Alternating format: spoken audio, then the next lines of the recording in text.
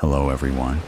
This is not a story for the faint of heart. Today, we will be stepping into the darkness of the most gruesome cases, where evil not only exists, but also leaves bloody and haunting traces.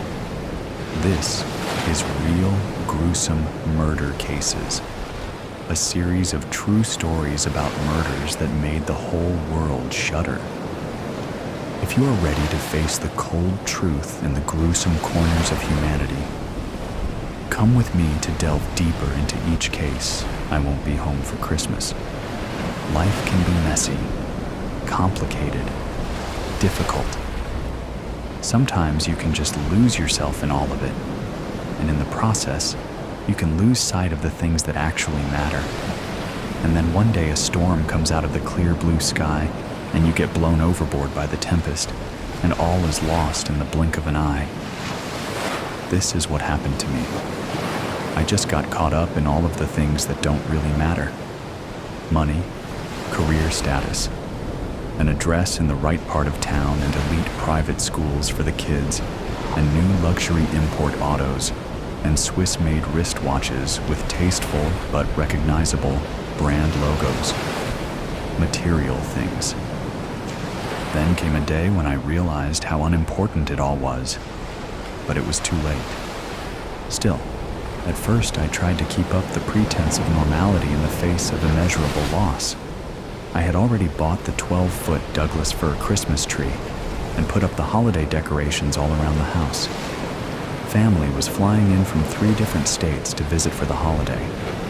I had arranged car service from the airport for everyone, a catered gourmet dinner for Christmas Eve, nice gifts for all, and I even took the time to memorize a heartwarming toast to the whole family before we sat down to eat. In the end, I had to just junk this because of the references to my wife and children. More than that, really. It just didn't work at all anymore. What was I supposed to do? I felt some strange obligation to appear unfazed, composed, in control of my emotions and my world. I don't know. That has always been my way, or at least the image I have always wanted to project. It's hard to say how much of it was ever truly real, and how much I just manufactured, for whatever reason. And it doesn't matter any longer anyway. It all happened on the evening of December 23rd, and everyone was flying in the next day. I was just numb afterwards, and didn't have the time or motivation for all the phone calls before those flights took off in the morning, so I was left with no choice but to inform everyone of what happened when they arrived at our house that day. My house. Once they were all there, and I had dodged the uncomfortable questions for as long as I possibly could, I gave a very different and mostly improvised speech from the one I had originally planned. Somehow, I made it to the end with dry eyes, though no one else did. I cried enough the previous night at the hospital. I wasn't sad anymore. I was just angry now.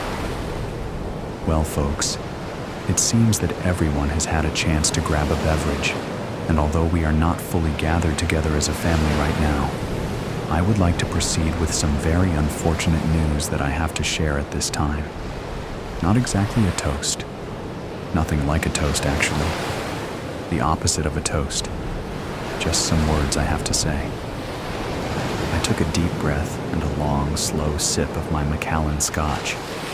I felt all the eyes on me, and I thought about what I should say, what I could say. I hadn't planned this out. I tried. I just couldn't. I want to thank you all for coming this far to spend the Christmas holiday with us, but I am afraid that us is just me now.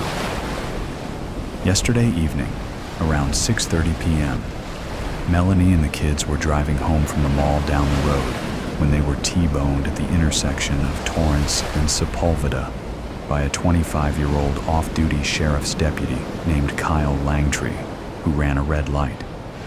All 3 of them were killed, but the sheriff's deputy, driving a large SUV, only sustained a concussion and some minor injuries. He is still in St. Mary's right now, but expected to be released within a day or two. I paused and drained off the rest of my scotch.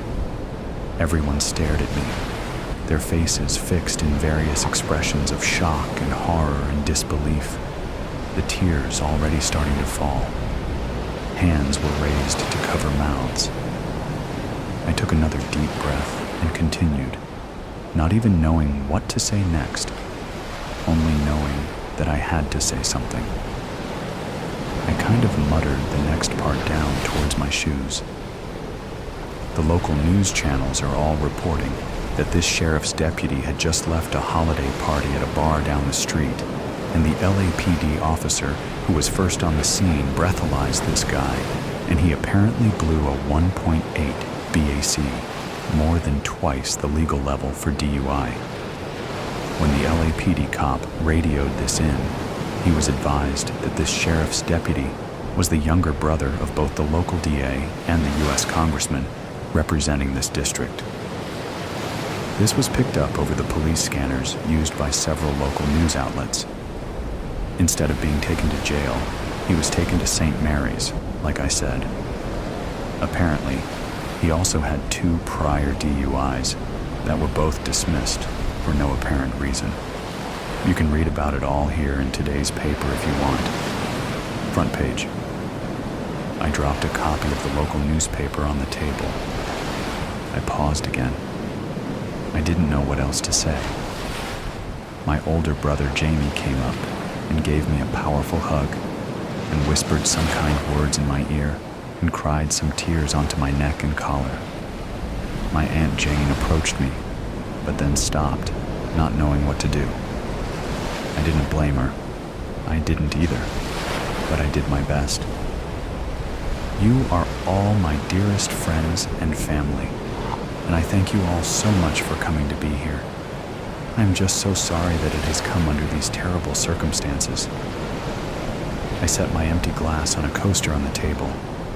Somehow it was still important for me to appear unrattled, composed. The coaster was somehow still important. We all have to do what we all have to do for the love of our family, and you have all shown and proven that by being here right now. I love you all dearly, and I'm so sorry to have to share this terrible news with you at this time. I pretended to get choked up. Then I lowered my head and excused myself and went to my bedroom to get what I needed as my family broke out in open gasps and cries and barely restrained sobs and sorrows in the living room. I quietly slipped out the side door and drove my Mercedes AMG GT to St. Mary's Hospital. I parked it in a handicapped spot when I got there. I wouldn't be needing it any longer. I decided to leave it to my nephew Nicholas once I had a chance to meet with my lawyer. He was a good kid who just graduated from Penn State, and I knew he loved that car. He deserved it. I decided to set him up with some cash too, just to help him get started. You never know what life has in store for you. I certainly didn't. And that's how I ended up here, sitting in this small cell in the LA County Jail, spending Christmas Day all by myself, eating a bologna sandwich for dinner, or trying to anyway. I don't have much appetite. This is the first time in my entire life that I have spent Christmas alone.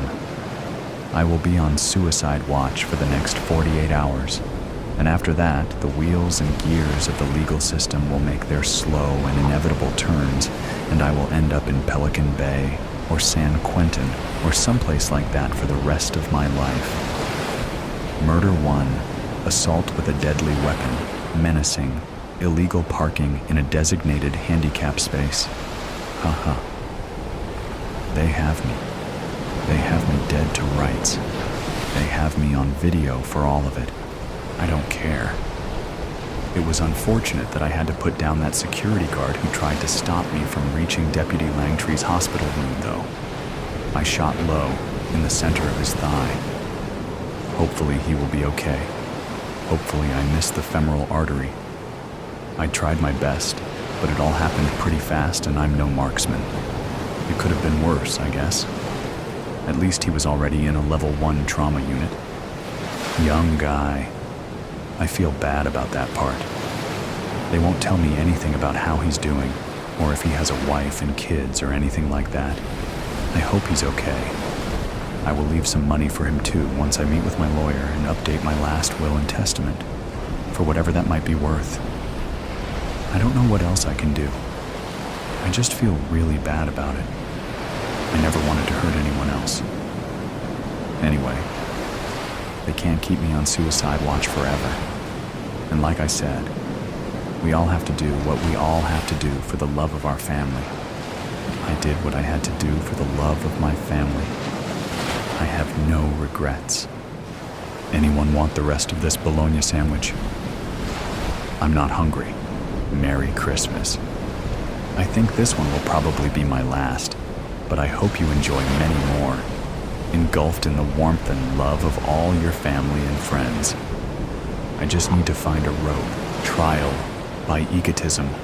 The Honorable Judge Harold Brybar strode to the bench, bearing a coy smile. The court knew that smile well, as did millions watching on view screens all over Mars, as did tens of millions back on Earth who wouldn't get the feed for another hour or so.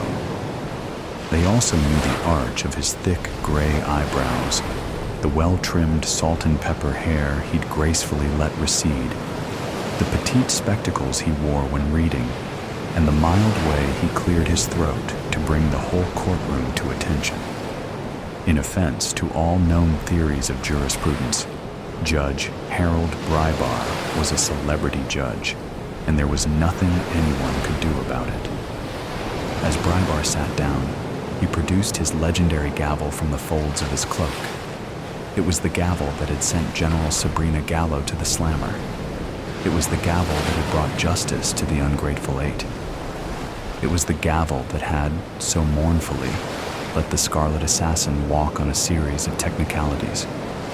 Years ago, a rookie reporter dubbed it the cinematic hammer of justice, and the moniker stuck. Though Brybar only laughed and shook his head ruefully when asked about the moniker, Chekhov would have surely side-eyed this fabled instrument of law and order. This should be the final day of the trial, Judge Brybar said after customarily clearing his throat. If Miss Toddle's statement runs long, we'll cut for lunch at 11. How long do you think you'll go? He flashed a smile at the defendant. An hour should do it. Marissa Tottle flashed a smile right back between lips stained dark red.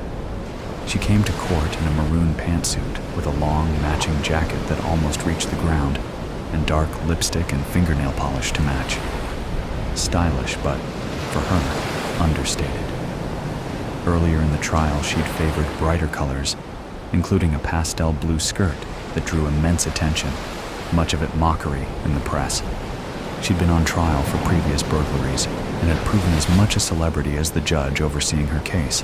That she'd taken to defending herself only heightened the circus atmosphere. You couldn't wish for a more theatrical combination of defendant and judge. Excellent, the judge said. That would mean the jury can deliberate over lunch. A smooth-running ship at last. The assembled audience, standing room only, laughed nervously, revealing how much tension the courtroom held. In theory, Towtle should be guilty as a Labrador by a demolished birthday cake. She'd been caught red-handed in the most elaborate and movie-like theft in the history of the planet after all. But many speculated Towtle had a trick or two up her sleeve. Gambling websites gave her a 15% chance of acquittal, and even a 5% chance of escape. The third prime participant in this drama feels ordinary by comparison. Veronica Brief charted a conventional path as she rose through the prosecutorial ranks. Top grades, hard work, schmoozing, ambition, and a photographic memory. There's little reason to elaborate on her story. Veronica had aimed for calm, efficient, and professional as her persona. She let Marissa and Judge Brybar provide the entertainment. The stately prosecutor drew little mention in the tabloids despite overseeing the case of the millennium. And she'd presented a good case. which was easy in one sense because of how strong the evidence was. Someone had stolen the twin pins of Mars, diamond-encrusted spikes that ceremonially finished the oxygen dome of the first Martian city. Marissa Tautel was a known high-stakes burglar and ex-con. She'd been present at the benefit concert from which the pins were stolen. She'd purchased the chemicals needed for the distracting foam bomb that had gone off at the concert, and most damningly, one of the diamond pins had been found in her very apartment. The list of witnesses and items in evidence is so long that, again, there's little need to go into much detail. The most troubling possibility was that if the jury liked Marissa too much, that they were simply so entertained, they might ignore the evidence and vote for acquittal. Today, the defendant would make her last appeal. Today, Marissa Tautel, who'd fired her lawyers after just 4 days into the proceedings, would make her closing argument. She wasn't a lawyer, had never been to law school, and committed innumerable mistakes of law throughout the trial. But she still possessed the supernatural confidence of a legendary burglar. So she'd plowed ahead, learned from each mistake of process, always found a way to laugh with the audience as she suffered a series of sustained objections against her. The red planet stood entranced, listening to how she would make her final plea. Marissa Tautel rose. She was quite short, but cut a dramatic figure nonetheless. She strode to the center of the room to address the jury. Ladies and gentlemen of the jury, my honored peers, good morning to you. Also, good morning to everyone watching in the live audience in this wonderful city of New Olympus and all across Mars and our sister planet of Earth. Also, a quick shout out to anyone reading the transcript in the future. That's serious dedication. Laughter. The prosecution has done a thorough job presenting the evidence against me, and I would be foolish to claim no fear. They found one of the diamond pins at my apartment. Can you believe my incredulity? Without that one piece of evidence, all they have is hearsay and circumstance. And who hasn't been hurt by hearsay and circumstance? I was sorely mistreated on the day they overturned my home. Veronica had decided early in the trial not to be surprised by anything Marissa said. Here she was, starting her final defense by bringing up the single strongest piece of evidence against her, submerging it in a strange cocktail of jokes and grievances. Still, she was as oddly compelling as she'd been the whole trial. Have I mentioned how good you look, jury? The fall weather has really brought out your fashion sense, such lovely browns and greens. I'm going to miss you all when this trial is finally over. And soon it will be over, won't it? Oh, I don't know if this is legal. Is it legal to compliment and reminisce with the jury? It is, if there's no objection from the prosecution. This was the judge, now looking in Veronica's direction with a raised eyebrow. All around the court, Veronica felt all eyes suddenly on her. And it was true. She could object for relevance or ingratiation, which Mars had added to the legal code 50 years ago. No objection, Veronica said after a pause worthy of a sitcom, to titters and laughter from the audience. She hadn't intended to object at all, no matter how wild the defendant got. It's considered poor form to object during closing arguments, unless the faults are egregious. Plus, ordinary folks see through flattery and immaterial wanderings most of the time, and that should be especially so in this case. Marissa wasn't just on trial for grand theft, but also for assault. When she'd set off the foam bomb at the dedication ceremony, 3 people had been injured, and many dozens more might have been. These charges alone could add up to decades behind bars. A jury might excuse burglary if they liked a defendant, but harming innocent spectators? No way, Veronica thought.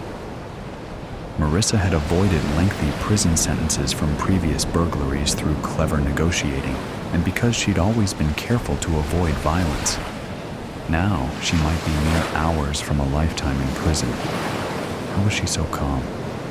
At this point, Marissa had moved on to a PowerPoint presentation with a selection of quotes projected onto the large screen across from the jury, with certain words highlighted for effect.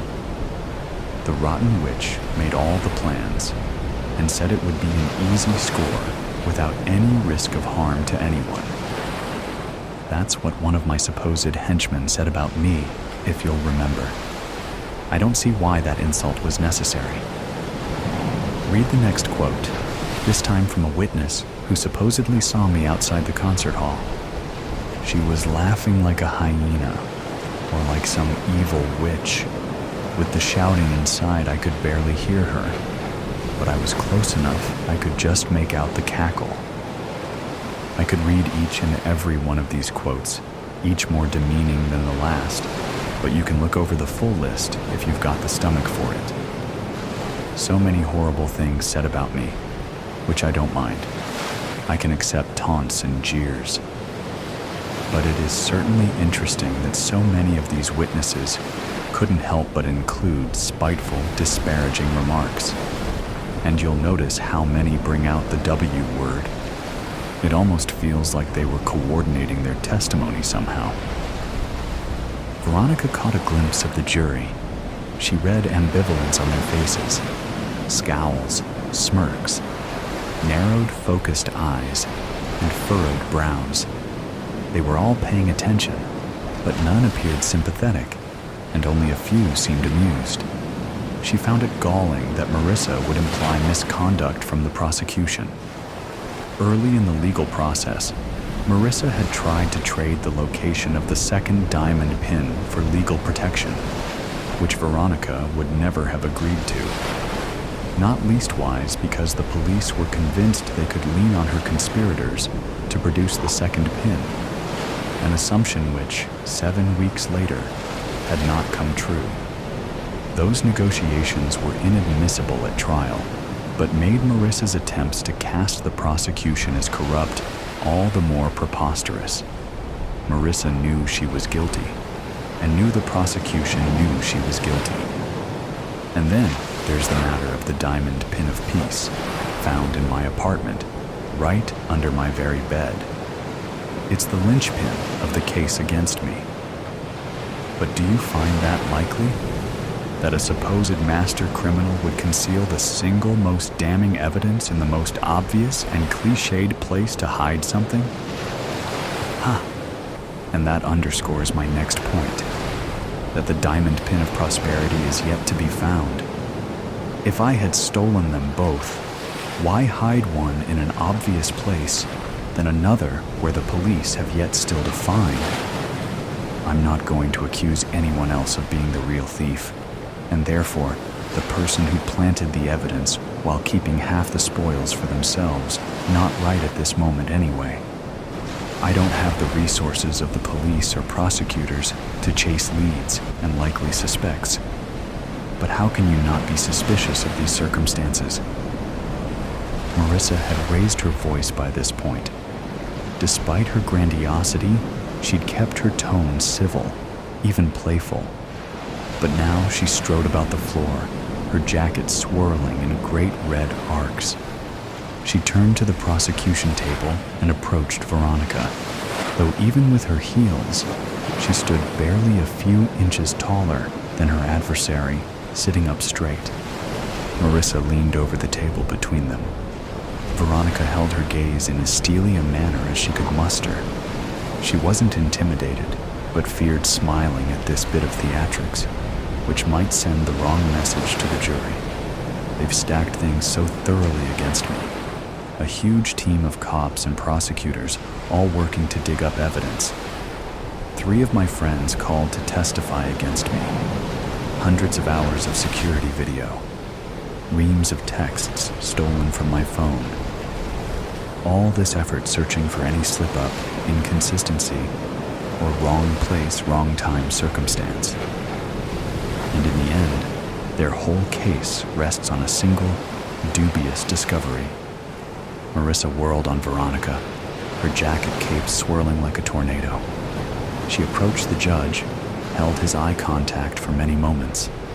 Veronica couldn't read her face with her back turned, but Judge Brybar's eyes narrowed, turning from amused to suspicious to worried. Only then did worry enter Veronica's own mind. Could Marissa really have a grand plan to turn the trial on its head, or even to escape? Everyone in this courtroom stands against me. I've been fighting every official and advocate aligned for a single purpose. These whole 7 weeks I've fought. She stood right before the judge now, a dark red fingernail pointed but a meter from his face. Control yourself, the judge warned, his voice steady. Marissa slowly retreated her hand to her chest, but kept the finger out. Then she approached still further and placed her hands on the edge of the bench. Judge Brybar screwed his face up in an apoplectic grimace. I kindly ask you to back away, the judge said with barely concealed rage. And Marissa did so. She turned slowly, her jacket an eddy rather than a hurricane. The whole audience appeared to exhale at this drawdown in tension. The calm wouldn't last. The true thief, the true mastermind, is in this courtroom right now. Marissa raised her hand, extending that damning index finger clad in crimson, thrusting it high in the air like the barrel of a smoking gun. The courtroom turned deathly quiet. Marissa twirled her finger in the air. Once, twice. A woman screamed in the audience. Several people stood. Veronica noticed the judge fumbling for his gavel. Why was his gavel not to hand? Veronica's photographic memory went to work, rewinding to a minute prior. The gavel had disappeared from the moment Marissa had placed her hands on the bench. When she'd made that dramatic turn, she must have... Approach, Your Honor? Veronica called out, but was drowned out by the growing tumult of the audience. She stood and shouted, Approach, Your Honor. Your gavel. She has your gavel in her sleeve. The chaos intensified, cries and laughter mixing together. Judge Brybar's eyes were wide as Phobos and Deimos in the Martian night sky. The bailiffs stood frozen for a moment, but one caught Veronica's eye. They nodded at each other and sprung into motion. Veronica charged. She couldn't say why, necessarily. But the thought entered her mind that perhaps this was a grand distraction to allow Marissa some clever escape, and that was just too much of an affront to the seasoned prosecutor. It was a breach of decorum to get involved in bailiff duties, but Veronica had been a track athlete in college and had taken basic police training, and there was so much energy in the courtroom. The bailiff, a stocky woman with a tight ponytail, whose expression almost never changed, her name was Lawrence, Veronica wanted to say, got there first and held Marissa under the arms. Marissa was making a show of struggling without really struggling, calling her capture a brute. Veronica held Marissa's eye contact while she riffled in her sleeves, producing the lost gavel within seconds. I believe this belongs to you, she said, with what she hoped was cinematic showmanship, as she cast the gavel onto the bench. Adjourned. Adjourned. Take the defendant into custody. The judge had retrieved the cinematic hammer of justice and was banging it on the bench like a woodpecker. Slowly, the veins in his forehead receded as the bailiffs took Marissa away. Next, the judge leaned down to whisper to Veronica, Meet me in chambers. I fear we're looking at a mistrial. Of course, a mistrial. Was that Marissa's plan? But how would this help her? More chances to escape, maybe, but then she'd surely earned tighter security from this fiasco. She'd wait in prison for the next trial, and the evidence against her would be as strong as ever. Why had she done this? Why had she made such a scene? But then, she'd so loved playing the lawyer, stirring up drama and having all eyes on her. These last 7 weeks may have been the most exciting of an already legendary life. With this performance, Marissa Towdle hadn't earned her freedom, but she'd earned another shot at being the center of the known universe, the thumping. The museum's intercom crackled on with train station static. "Hello, Norval Museum." I ducked at the sound, trying to escape it, cracking my eardrums. He spoke fast, like a sports announcer, at the most critical part of the game. "Welcome to your nightly broadcast from your favorite night guard. As always, we must get the boring things out of the way before we have some fun." His voice trailed up and down with the meter of a radio host. It was well practiced. "If there is any other human in this fine establishment other than your Steve and Linda, remember, you are stuffed. If there is anyone else here, you will be arrested, and you could be charged with robbery as you are on the premises 30 minutes after closing." He sounded way too excited for his long night shift. "So, if there are any other living souls in this building, we get to start my favorite game. Hide and go, speak. I'll count to 30, and then the game starts. Have fun." I could hear the big generators for each light system shutting off, their cranks getting closer each time until the painting in front of me darkened. As my eyes adjusted to the dim light of the exit sign, his words started to set in my head.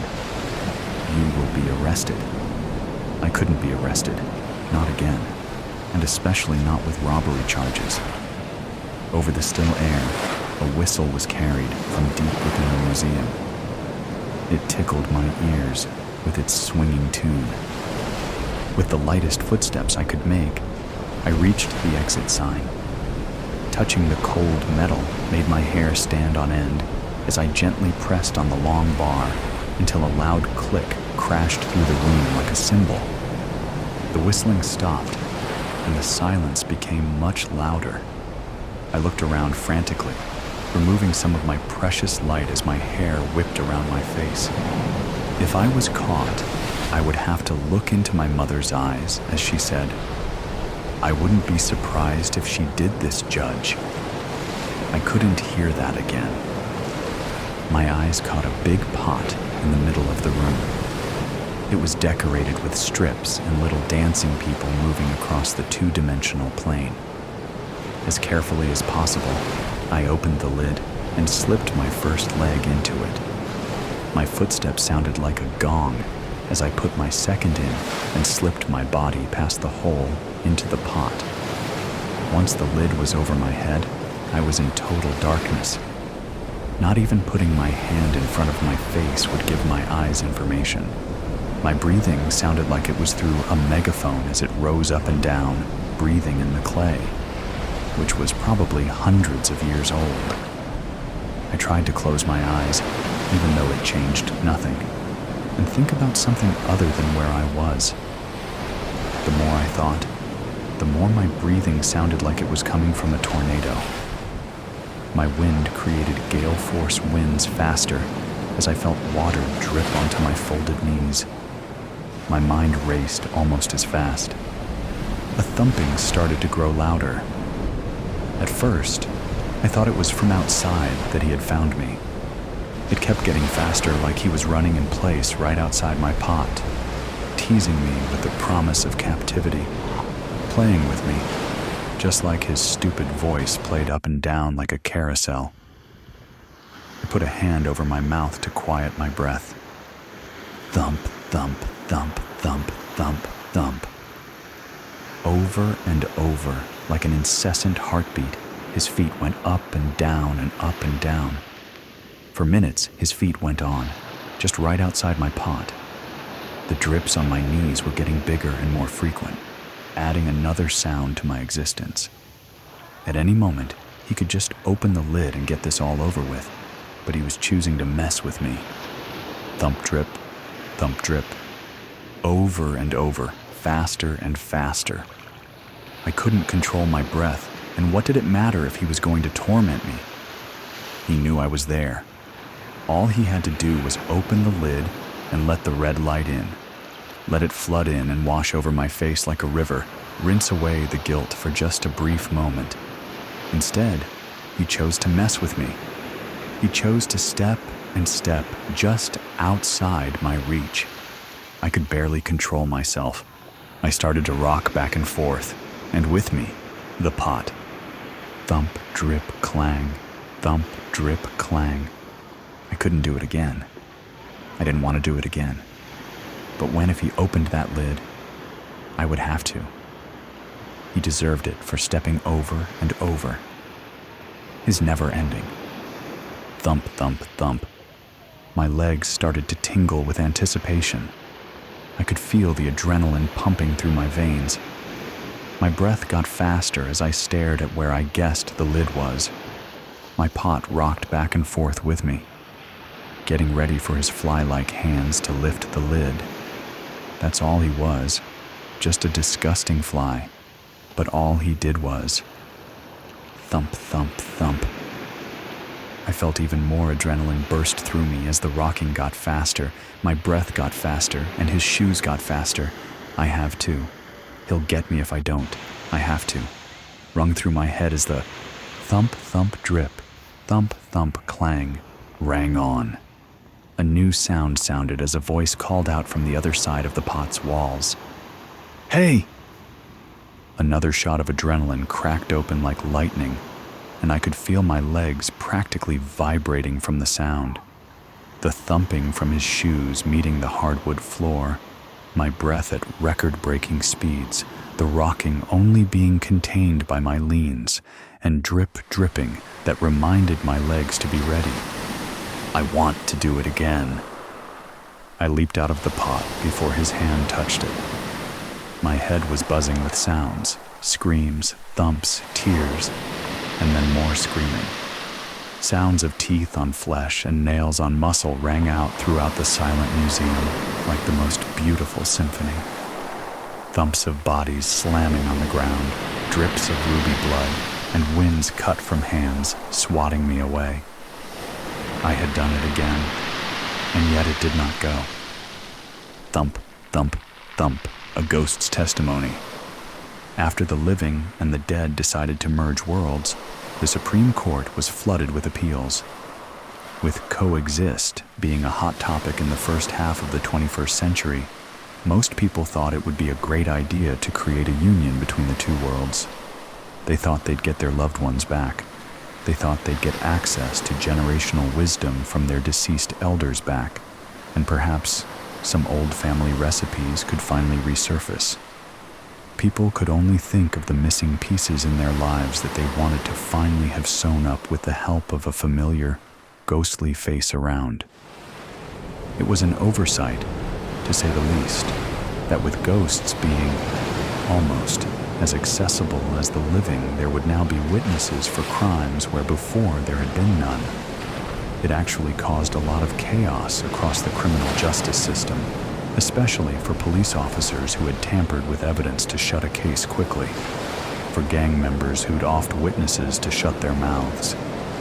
And it was a goddamn headache for judges who had to reopen every murder case from the last several decades that now suddenly had a victim who could tell their side of the story. But for Jeremy Strout, it was a lifeline. He'd been sitting on death row for 15 years after being convicted of 4 heinous murders, his wife, and 3 children.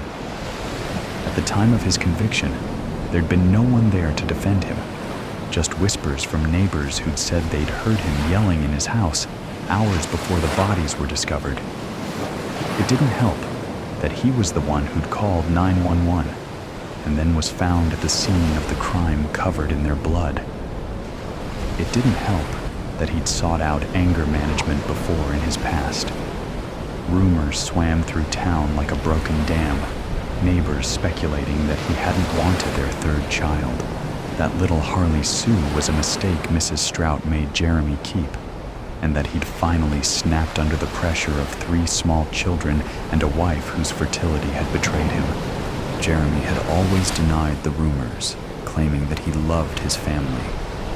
Sure, they had their problems, and he never denied the hardship of not only providing for 3 children under 5, but living under the same roof as them. Nevertheless, he remained adamant in his defense. He would never harm them. Unfortunately, that wasn't enough. Statistically, said the prosecutor, people are more likely to be killed by their spouse than any other person in the world. And of course, Mr. Strout could not leave his children to live after killing Mrs. Strout, because who would take care of the children while he was at work? And if he had not done it, then why so much blood, not only on his clothes, but in his fingernails, wedged between eyebrow hairs and in the wrinkles of his temples? And the even bigger question, if Mr. Strout had not murdered his family, then who did? There had never been another suspect. The police never really took the time to consider one, their minds made up before they could produce an alternative. It really was easier just to blame the husband. What jury wouldn't go for that? Today, our jury gets to hear a new side to the story. Jeremy's defense attorney told the courtroom at his appeal hearing, nearly 2 decades after his family's murders. From Mrs. Strout's perspective, Mr. Alcott enticed the crowd with a smile that said he had a secret, one he was eager to share. Attorneys could be a bit performative in their speeches, and Mr. Alcott was no less confident. The union between the dead and the living truly did save some attorneys' careers, as it had not always been every day that they could produce eyewitness testimony that could turn a case on its heel. Some started getting big heads about it, as if they had more power than the judges, and Mr. Alcott's once regular-shaped head was slowly growing in size. Jeremy, who'd known him since his family's gruesome deaths, knew that Mr. Alcott came from a humble and passionate place. He just wanted to help people. And more than anything on this day, he wanted to help Jeremy. The only problem with ghosts as witnesses was time. The worlds were combined, yes, ghosts were all around. But time for the living and time for the dead, they existed on 2 separate lines, intersecting at points that were not always convenient. Ghosts floated from here to there to here, teleporting across space and time. And their biggest adjustment to being reunited with the living was adhering to the old third-dimensional clock. You could not simply tell a ghost to show up in court at 9 a.m. and expect them to find where that time existed for them. The closest thing living humans had to relate this ghostly state of nonlinear existence was to elderly people with dementia. They hopped from place to place, time to time, without any real sense of how they got there. Ghost therapists, a new occupation created by the psychologists, blended a team of living and dead to try to help condition ghosts into grasping the concept of earthly time. But like any therapy, it was not an immediate remedy. Realistically, Mr. Alcott could only hope that Mrs. Strout would appear in court. But there was no way to be certain she would find her way there at the right time and place of the court hearing. Yet still, he spoke as if there were not a single doubt in his mind.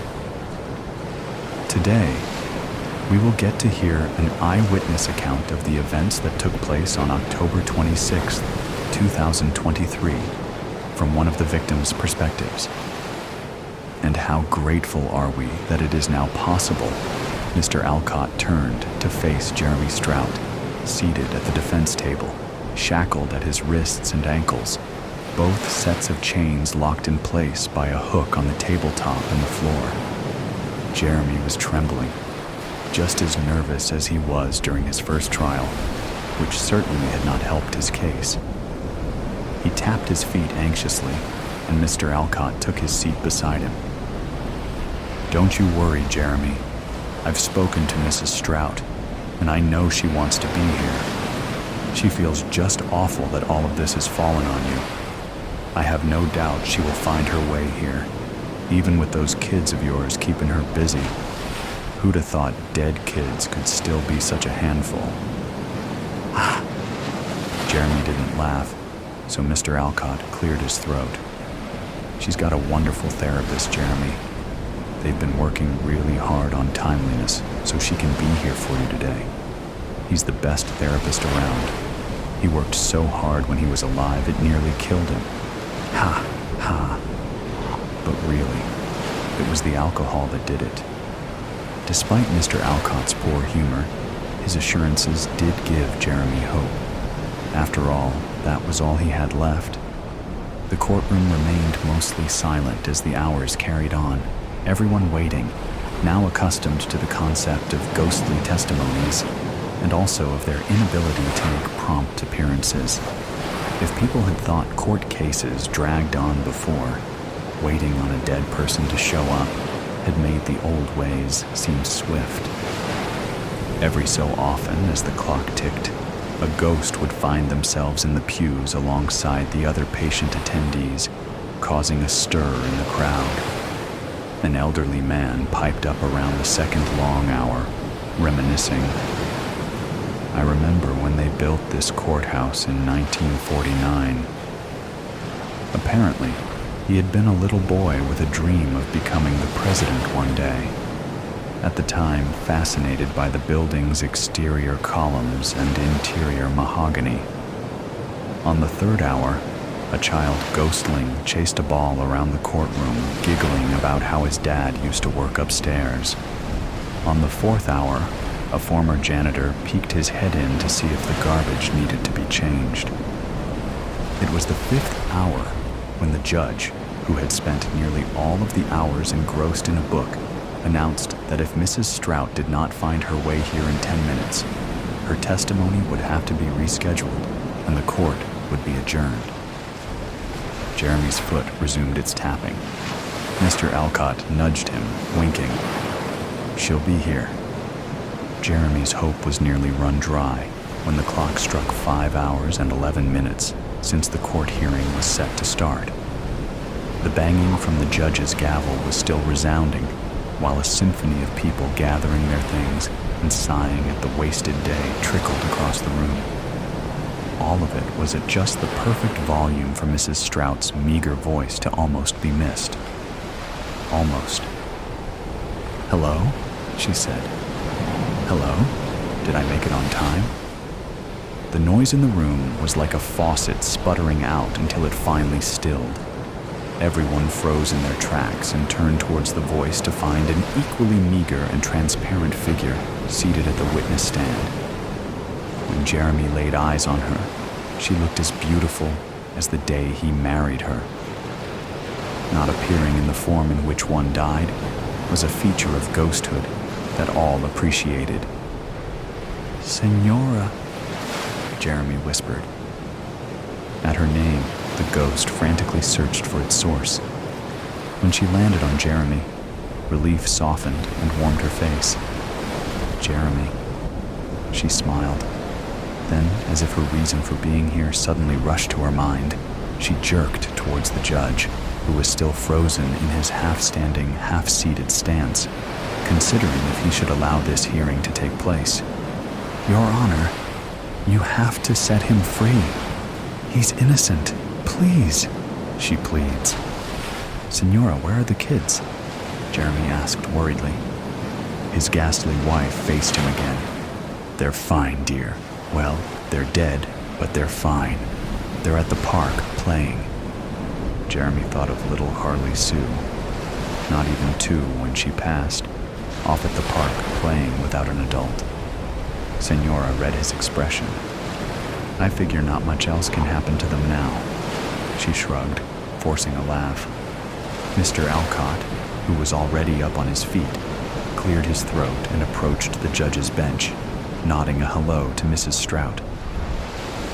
"Your Honor, would you please allow Mrs. Strout to give her testimony? We've waited all this time, and if we prolong it any further, we cannot guarantee her appearance again." The judge was tired and hungry and ready to sit on his couch and kick his feet up, but he was also reasonable. He surrendered a sigh. All right, Mr. Alcott. Court reinstated. He tapped his gavel, and the jurors all groaned as they found their seats again. "Make it quick, Mrs. Strout. We had all day, but that day is nearly gone." Mr. Alcott turned to Jeremy, giving him 2 thumbs up. Jeremy released all of the air he was holding on to. Mrs. Strout nodded and straightened in her seat, running her hands across her lap as if to flatten her dress. Out of habit, most ghosts seemed to retain this gesture. Mrs. Strout inhaled before she spoke. "The day I died, there was a harvest moon on the rise. The children were loud, and the house was a mess, and the fridge was nearly empty. I hadn't gotten to laundry in over a week. It was a pretty typical day in our house, actually," Mrs. Strout joked. Only a few in the room offered an empathetic laugh. The judge was less patient. "Mrs. Strout, while I have sympathy for your tragic death and the death of your 3 children, you are here to tell us if it was that man, Mr. Jeremy Strout, who did it. We do not need a bedtime story." Jeremy flinched at another man telling his wife what to do. "Let her speak." The judge shot him a daring gaze. Mr. Alcott squeezed his shoulder. Senora thanked him with her eyes, but behind them was a painful secret rising to the surface. "Of course, Your Honor. I know I've already taken up a lot of your time," she said, addressing the whole courtroom full of people.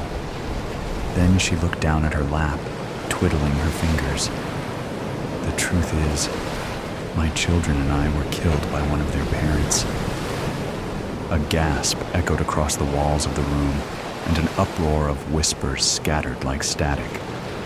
Mr. Alcott and Jeremy shared a confused stare. The judge banged his gavel. "Order!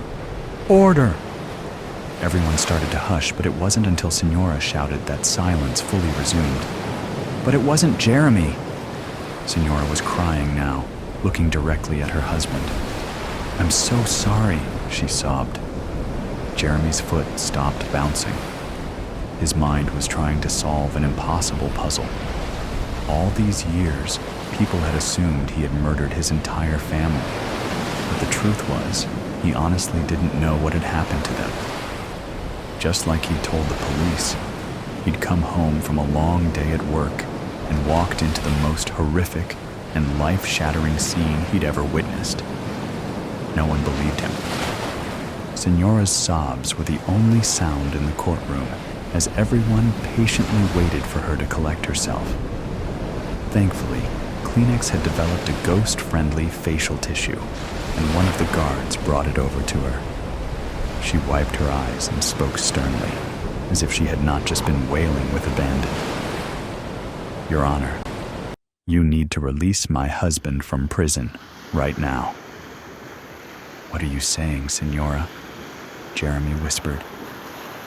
The next words that Jeremy's wife spoke were undeniably the most important of his entire life. More life-altering than the ones spoken by the police who arrested him and the judge who convicted him. Senora's words freed Jeremy Strout from a prison death sentence and cleared his name of all criminal charges. But in the same instance, her words shackled him all over again, leaving him forever haunted by the truth. Killer ratings. The stealth drone hovered over the backyard of the suburban house, its camera zooming in close to its subject. A boy, kneeling on the lawn, in one hand a praying mantis, the other a pair of tweezers. Holding the insect close to his expressionless face, he slowly ripped the legs off the mantis. Then once that task was completed, immersed the body in a jar of water that lay on the grass in front of him until the insect stopped struggling and was still. A thin smile played across the boy's face.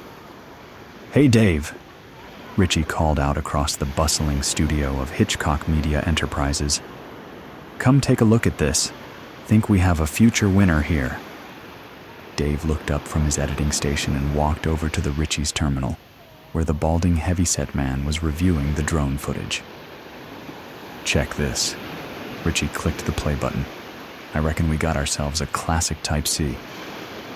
Dave watched the replay and nodded. Yep, definitely Type C. He will be moving on to small animals next, I bet. Dave grabbed a chair and sat down. What backstory have you got on him so far? Richie pulled up a file onto the terminal screen. Let's see. We got a 14-year-old kid, only child, with single-parent mother. Never knew his father. He scrolled down. Mother is a Christian fundamentalist. Breastfed the kid until he was 2 years old. Narrowed his eyes. Oh, and get this. She would hop into the bath with him every night and sponge him clean up until he was 10 when he started getting erections. Dave barked a short laugh. Jesus, where do these people come from? He leant back in the chair. In the future, people would look back on this time as the era of surveillance, where nothing could be hidden unless you were the rich elite. Still, it made their job a hell of a lot easier, which was to make a shitload of money off human misery. Dave liked to think they were performing a necessary evil, like a safety valve on the pressure cooker that was modern society. That made what he did a little easier, and although he still might not sleep well at night, he did sleep in a large mansion in a secure community next to a cosmetically perfect wife. Richie was talking again. Dave focused his attention on the screen. I've run the algorithms, and the AI is coming up with a 93% chance of activation by the age of 25. Those are good odds, said Dave, rubbing his chin. Put a flag on his file, and we'll check back in a few years. Dave stood up and clapped the other man on the shoulder. The fans are gonna love this one. Richie, good job as always. Richie grinned. Thanks, Chief.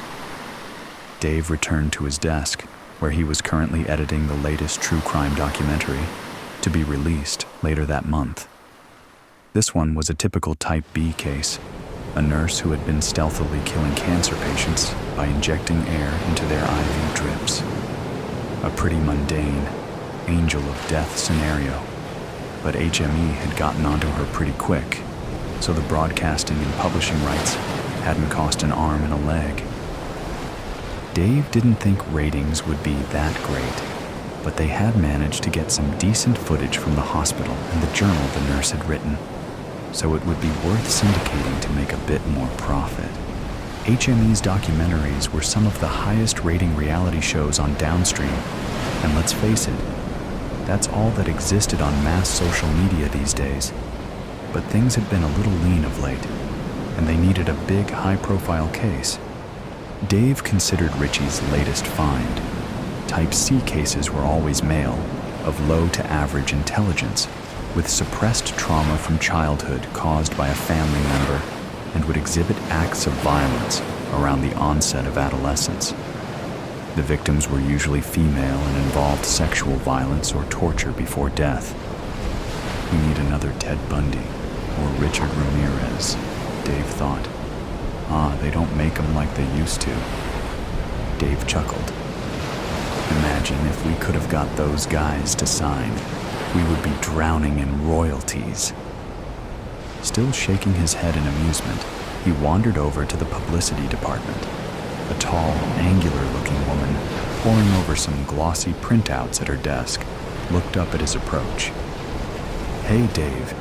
How can I help you? Hey, Jenny. Just wondering if Anthony is around. Jenny pursed her lips. He was on sick leave, I think. She checked the screen in front of her. He was supposed to be back a few days ago, but I haven't seen him. Maybe he needed some more time off.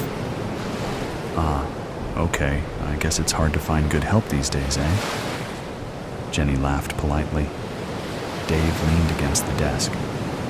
Look, maybe you can help me. I'm trying to come up with a catchphrase for the latest doco, but I'm stumped. Jenny furrowed her brow in concentration. That's the nurse one, right? Dave nodded.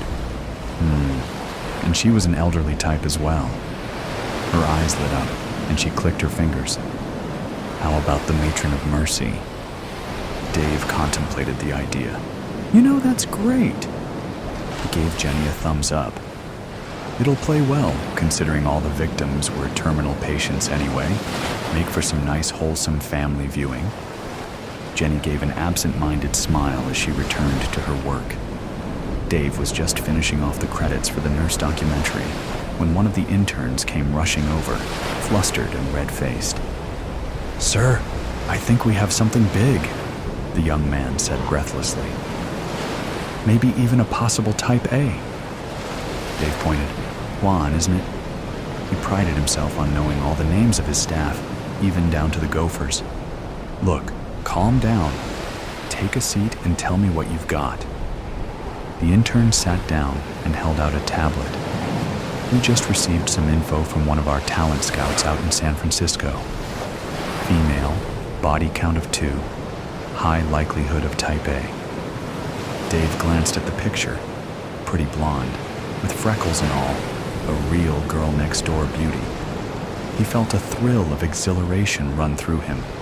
A Type A was the rarest of the rare, a serial murderer who was charismatic, highly intelligent, and usually politically or ideologically motivated.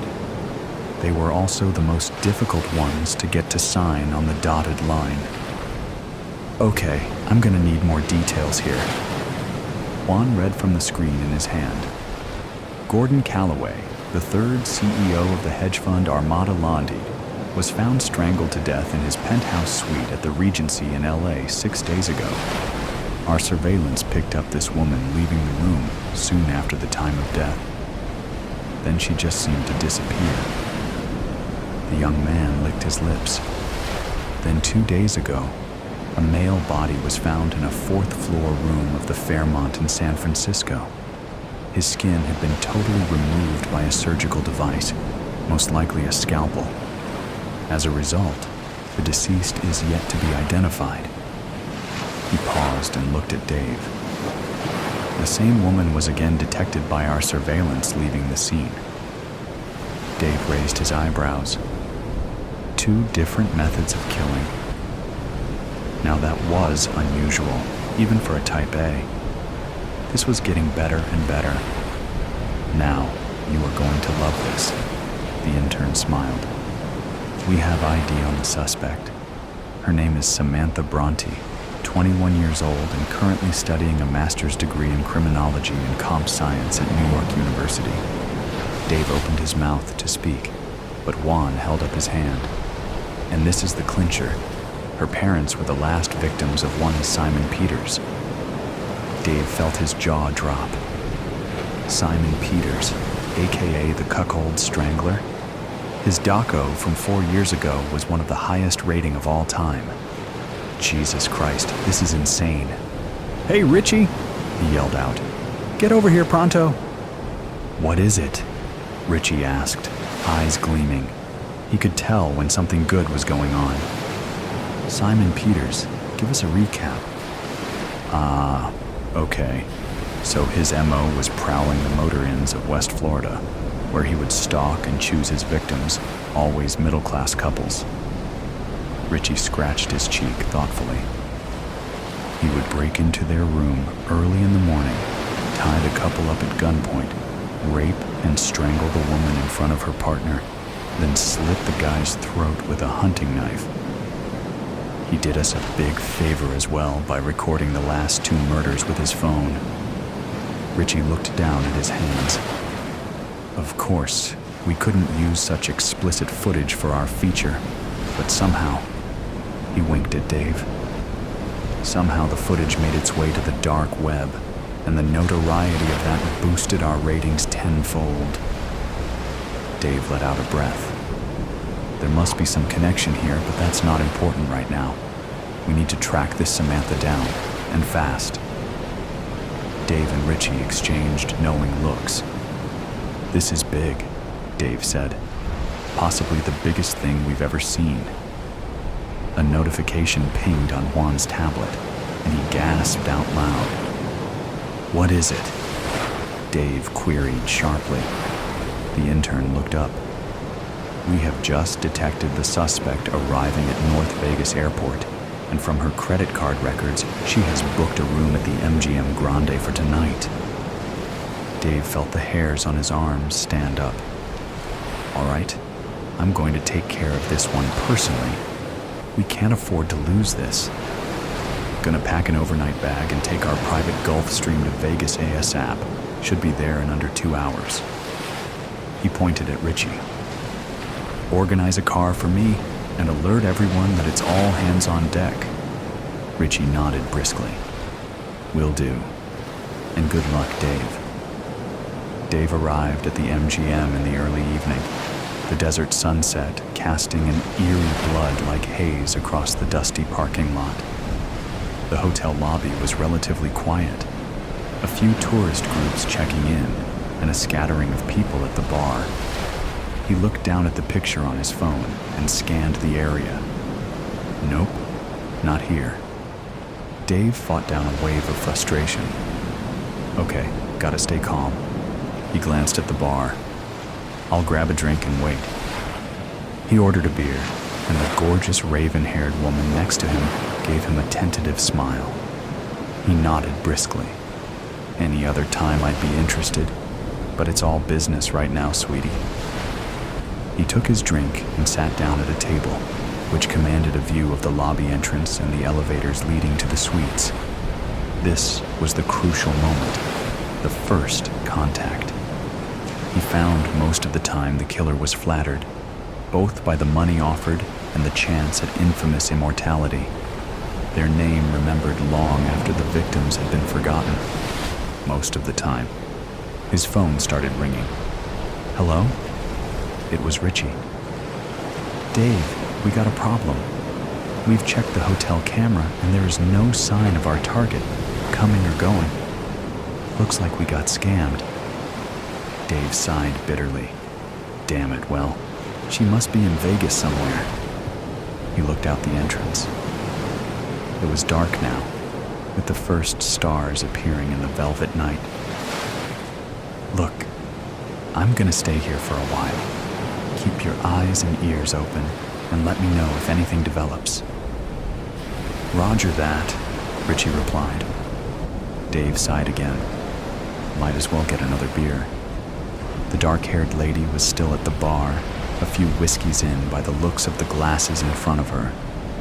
She looked at him from under lowered eyelids. I was watching you. Looks like you've been stood up. Dave flashed a wry grin. Yeah, you could say that. A faint smile. Me too. I don't think my date is turning up. She gave him a sultry glance. Look, I have a room here and a bottle of sparkling on ice waiting for me. Want to come up and have a nightcap? Dave chuckled. Still got it. Sure, why not? Maybe we can salvage something out of this shitty situation. Her room was on the 12th floor with an impressive view of the strip. As she was closing the door behind them, Dave asked, Hey, I didn't catch your name? Oh, how rude of me. It's Samantha. She replied breathily, just as he felt a sharp pinprick, and then everything went black. He awoke groggily, unable to move. After a quick assessment, he realized that was because his hands and feet were restrained with zip ties, and he was lying on a bed with duct tape holding him down. Awake now, my little Dave? The woman was standing beside the bed, gently caressing his arm. He shivered with a frisson of fear. You're Samantha Bronte? He demanded with wide eyes. And how do you know my name? Samantha smiled sardonically. Oh, I know everything about you. She sat down on the edge of the bed. You fell into my trap like such a good little boy. But how? Dave stammered. You'd be surprised at what you can do with a degree in computer science. She continued stroking him with her fingernails, especially when you have HME's login details from a loyal employee. She took something from the bedside table and plopped it onto his chest, with a sickening squelch. "I don't think your buddy Anthony is going to be coming back to work anytime soon." He gazed at the reddish-colored object with growing horror. Holy shit, it was his skin. It was Anthony's skin. Samantha dug her nails into his arm viciously. Dave cried out in pain. "Do you know what it's like to lose your parents in the most hideous way, and then to have their violation watched again and again by your millions of depraved fans?" Dave gasped. "Look, honey, we don't make these killers. We just make them famous. If not us, then someone else would." "I'm not so sure." Samantha's voice dripped pure venom. "But you're going to find out, all of you, what a really dedicated serial killer can do." She took something from under the bed. "You and your puerile nicknames. It's only poetic justice to return the favor. Do you recall one of your first documentaries?" Samantha stood up. "I believe it was called The Boston Bludgeoner." The rusty sledgehammer was the last thing Dave saw, resolute, by the shoes. "It's okay. Screw the budget. That's not this year's resolution. You deserve this." When the saleswoman asks you if you've done much running, laugh and gesture to your midsection. The woman will blink, force out a half-baked ha. It's a reaction of discomfort, not cruelty. You made it weird. You don't know why you feel the need to shame your own body in front of a stranger, but you blame it on her Lululemon leggings and air hostess smile. She makes you nervous. Most people do.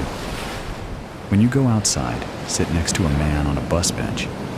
He's reading a book, and you recognize the cover from an English course in college. A man's body, clad in red, knight-like armor, with a white mask where his head should be. The mask is smiling and handsome on one side, twisted and snarling on the other, with a hollow void where his eyes should be. The Mysterious Stranger, by Mark Twain. Good taste. When you sit, notice how the man's eyes dash over in your direction. It's almost imperceptible, and no other part of him moves an inch. Convince yourself that the chill trickling down your spine is a sign of an early winter wind. The sweat beneath your arm says differently. Change into your new shoes right there on the bench. They're tight, but almost comforting, reminding you of the cattle squeeze chutes on the farm you grew up on. Your new shoes are white, because white seemed luxurious and fresh and symbolic. New beginnings, clean slate. Now, curse and rub your own spit into a dirt smudge on the side. Remember that white is rarely ever white at all. Think of the stains spreading like mold along shower walls. When the bus arrives, sit near the front. You'll only take it half the way home today and walk the rest. New year, new you. The man with the book sits at the back of the bus. This is your bus stop in a residential area you don't know well. Apparently, it's his bus stop too. Start walking. Notice he is walking too. This shouldn't make you nervous. You always see the worst in people. What is wrong with you? Therapy should have been one of your resolutions. It's been 15 minutes, you're almost home, but you don't want him to know where you live. So you walk past the turn to your street and feel your heart drop to your toes. You can smell the fishy stench of your own stress sweat leaking through your corduroy jacket. 20 minutes, almost out of the residential area. In a couple blocks, you'll be on Commercial Drive, where you can enter a cafe or a bar and have a panic attack in a graffitied bathroom stall until the perceived threat is gone. It wouldn't be the first time. When construction blocks access to the street crossing you meant to take, you'll have to find a detour. Luckily, there's an alley to your left, a shortcut to safety if anything. You just need to move fast. Good thing you bought those shoes. When you hear the man's footsteps beating at your heels, run. 2. Eat healthier. Start your day off right with his bento box leftovers. He ate all the shrimp from the noodles and the sushi on the side, but saved you the edamame. That's all right. You didn't need those extra calories anyway. Don't make all that running and fighting from yesterday for nothing. Take a bite. You're not hungry, but you don't know when the next time you'll see food again will be. The noodles are cold, and they slide down your throat like earthworms. Don't complain about the temperature. Your mom always told you microwaves were evil anyway. You crouch over the food on a cold concrete floor. You've stopped crying long enough to take in your surroundings. You are confined to a small circumference around your bed, with a chain clamped around your ankle, the other end of it welded to a rusty metal pole coming out of the ground. The chain rattles with each move you make. Your bed is in the center of a room, bits of foam scattered around it from mice chewing the mattress. Next to it is a bucket, where eventually you will have to relieve yourself, though you'll hold it in until it hurts. There are no windows down here, and it smells like an old boyfriend's basement, a combination of mildew and old socks. Air so thick, you feel as if you could cut into it with a knife. The corners of the room are dark but packed with things. Boxes stacked haphazardly, shelves overflowing with old books, loose papers on the ground. You can't make out what any of the books say on the spine, as much as you try to strain your eyes. So much for that clue. When he tells you to eat, you eat. Whatever he wants with you, he doesn't want you dead. Yet, take comfort in this. Hide the fork from your meal under your mattress. 3. Learn a new skill or hobby. It takes an average of 6 seconds to walk in a circle at the length of your chain. 3 seconds if you run. Count the moths that flicker around the buzzing light bulb above you. Count particles of dust in the air. Numbers were never your thing before. You were an English major once, though that life feels light years away. Divide experiences between before and after. Before, you had a cat. He had a scratchy meow and sprayed on your laundry, but slept in the crook of your arm every night. Before, you had a crush on your coworker Diane, even though she talked with her mouth open, and you caught her stealing from the baking display 3 times. After, you are shitting in a bucket. You curl up on your mattress, thin blanket pulled over your head, and cry. Try making an itemized list in your head of every kiss you've ever had. See if you can remember the script from the 1998 fantasy movie Willow. You almost can. For some reason, this makes you cry too. Go back to counting. The mice stayed hidden for the first couple days, but they're getting bolder. Keep track of every time one skitters over your hand or foot. Of all the horrors you could imagine a kidnapping victim to go through, boredom certainly was not one of them. On what you think could be the 8th day, try something different. You know the man only enters the basement twice. First, to take your used bucket, then to bring back a clean bucket and food. You have been so busy cowering in the farthest end of your chain away from him that you haven't gotten the chance to really observe. Pay attention this time. Start counting when he first unlocks the door. He keeps his eyes on the ground as descends the stairs and approaches to pick up your bucket. It doesn't look like guilt or nerves, but rather he does not seem to regard you at all, as if you are so far beneath him that your presence can hardly be perceived. You almost lose track of your counting, mind reeling. Why are you here at all when he acts as if he wants nothing to do with you? He is as nondescript a man as they come. Brown hair, dark eyes, with short, well-kept facial hair, thin-rimmed glasses, a button-down blue shirt, recently ironed, gray trousers, clean shoes. If you ever get out of this, you're not convinced you could pick him out in a police lineup. When he leaves, He shuts the door behind him, but does not lock it. These seconds are crucial. Above you, at one end of room, you can hear a toilet flush, running into pipes that go through the basement. More water running after that. Then there are footsteps to the other side of the house. He is there for a short time. Finally, the footsteps lead back to the basement door. He has returned with a freshly cleaned bucket in one hand and a tinfoil wrapped burrito in the other. He sets them both down beside you, wordlessly, and then he is gone again. The door is latched tight behind him. 4 minutes and 38 seconds. That's how long the door was unlocked for. Don't forget this. 4. Be more adventurous. Something is different today. Another moth hits the burning light bulb and falls dead into your matted hair. The mice, your only companions, have gone quiet. Upstairs, there is more movement than usual, things being dragged along the floor. Your stomach has been flip-flopping since you woke up. Call it intuition. There is the issue of that pesky iron shackle around your ankle. You made a valiant effort by nibbling off your toenails and using them as lockpicks, but they were too soft and bendable.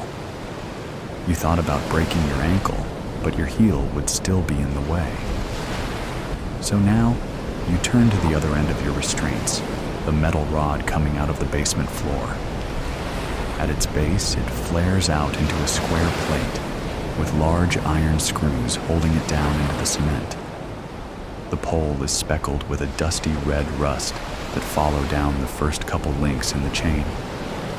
A memory flashes in your mind of you as a young girl, loose braids and dirt smudged over your summer freckles. Your dad had an old Chevy parked on the edge of the horse's pasture, weeds growing through the windows.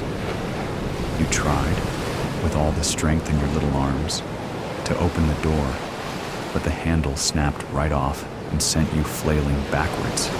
It left red on your hand, and you thought the car was bleeding. There could be hope after all. You take your shoes from where they've sat dutifully by the bed and put them on. Pull the chain taut and kick near the base where there is the most rust. Kick again and again. The rust stains the white of your shoes. Take a break to wipe frustrated tears from your eyes, then try something different. Pull the chain towards you, taut again. Push your feet against the chain. Harder. Your legs begin to shake, and the chain bites into the flesh of your palms. Grit your teeth. Keep pushing. It bursts. You gasp, collapse to the floor, and weep. It's refreshing to cry from joy for a change. When the man comes to change your bucket, sit in front of the pole. Don't let him see you've escaped your shackles. The man raises his eyes to meet yours, and you can suddenly feel every single hair on your body. This is the first time he's looked at you since you were taken. It doesn't last more than a second, but you are shaking. He heads up the basement stairs, bucket in hand. Shake off the chills. Let them roll down your spine and out of your system. It's now or never. With clammy hands, pick up your broken chain and cradle it to your belly. Quiet. You can feel your heat thumping against your ribcage, and you breathe hard through your nose. Leave your shoes behind. Too loud. When you get to the stairs, pretend you are a feather, flitting weightlessly above the steps. Place your ear to the door. Try to hear past the pulsing of your own veins. The water is running. Open the door. 5. Read more books. When you wake up, all you see is a bright light ahead, and with some relief, ask yourself if you are finally dead. It takes a few bleary blinks for your surroundings to come back into focus. The light at the end of a tunnel becomes no more than a light bulb, flickered by the fluttering of wings. You are back in the basement. Sit up. Careful, not too fast. Your head rushes, and dots speckle your vision. You bring a hand to your head to steady it, but when you bring it down, your hand comes back sticky with red. You feel around with your hand some more, find that your hair is matted and clings to your forehead. Beneath the hair is the source of blood. It doesn't seem to be actively bleeding much, and what is there has already coagulated. Beneath where your head was laying, the mattress is soaked with your blood. You shuffle backwards away from it as your breathing grows erratic and shallow. Try to wipe your red hand off on your jeans. The blood is already caking under your fingernails. On unsteady legs, you manage to stand up. You realize that although you are back in the basement, your chain is still broken. Look frantically around the room for a weapon, or another escape you somehow missed before, until your eyes land upon the boxes and shelves. Maybe something in there could help. You hobble over to it, dragging your chain behind you, and throw open the first box you reach. It's only paper, and as you rummage, you leave red smudges and fingerprints all over them. You aren't paying attention to the words, but an image catches your eye. You stop, pull out the paper. It's a diagram of sorts, with labels and instructions in a language you can't understand. But what you do understand is that this diagram looks awfully like a pentagram. You pull out more papers, pay closer attention. Drawings of cloaked figures, goat heads, numbers and lists written in Latin and other old tongues. Box after box, they're all the same. You turn to the bookshelf, flipping open dusty tomes to more diagrams of demons. You toss the books on the floor, and they land with a satisfying thud. You blink back the dots forming in your eyes and steady yourself. Above you, footsteps are approaching the basement door. You lay back down on the mattress and pretend to be unconscious, right where he left you. 7. Appreciate the little things. You peek through your eyelashes. He is painting a pentagram in white on the floor. Beside him is an assortment of strange objects: wax drip candles, fragments of leg bones, a skull, raven feathers in a jar, glass vials of liquids and powders, glistening gemstones. It's almost comical, the most generic, vague Satanism you could imagine. A half-frantic giggle bubbles in your chest, tugging at the corners of your mouth. Bite your tongue to keep it down. His hands clamp down on your ankles and tug. He is dragging you off the bed to the floor just beside it where he's painted the pentagram. You hear the clinking of glass, the rattle of bones, as each object is arranged around your body. Then you can hear his breath above you. Feel his knees at the sides of your legs. He begins to chant. You risk a peek through small slits in your eyelid and see him kneeling over you, book in one hand and a knife in the other. You kick him in the stomach. He gasps and reels back, dropping both the knife and the book. But before you can scramble away, he is on you again, pinning your wrists to the ground. You can feel his hot breath on your face, spit flying out of his heaving mouth. He curses at you and tells you to stay down. Your fingertips brush the edge of the mattress beside you. Remember what you kept from the first day you woke up in this shithole. The fork. 6. Set healthy boundaries with the people in your life. You feel around for the metal, find its handle, grip it hard, then spit in the man's eyes. He loosens his grip on your wrists for just long enough. With utensil in hand, you thrust your arm up until it meets with his neck. The prongs sink into his flesh, as is he, or nothing more than a dense cheesecake. Now, he looks you in the eyes, and you do not cower. You hold there for a moment, driving the fork deeper in, just in case.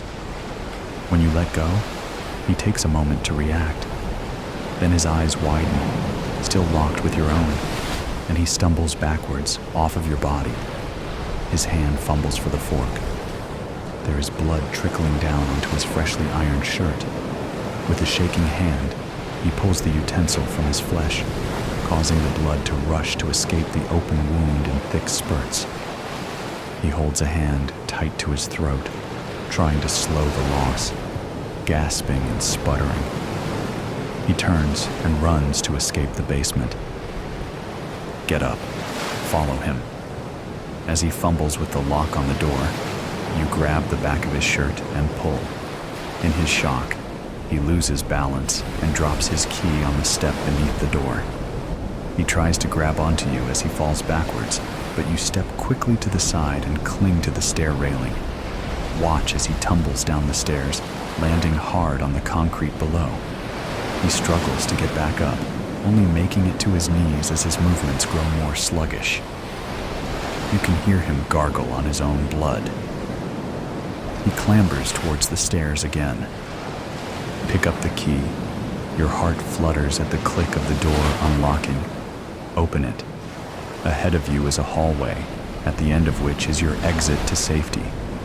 Don't look back at the man groveling at your heels. Step out, shut the door behind you, and lock it tight. Liability and Lingotto.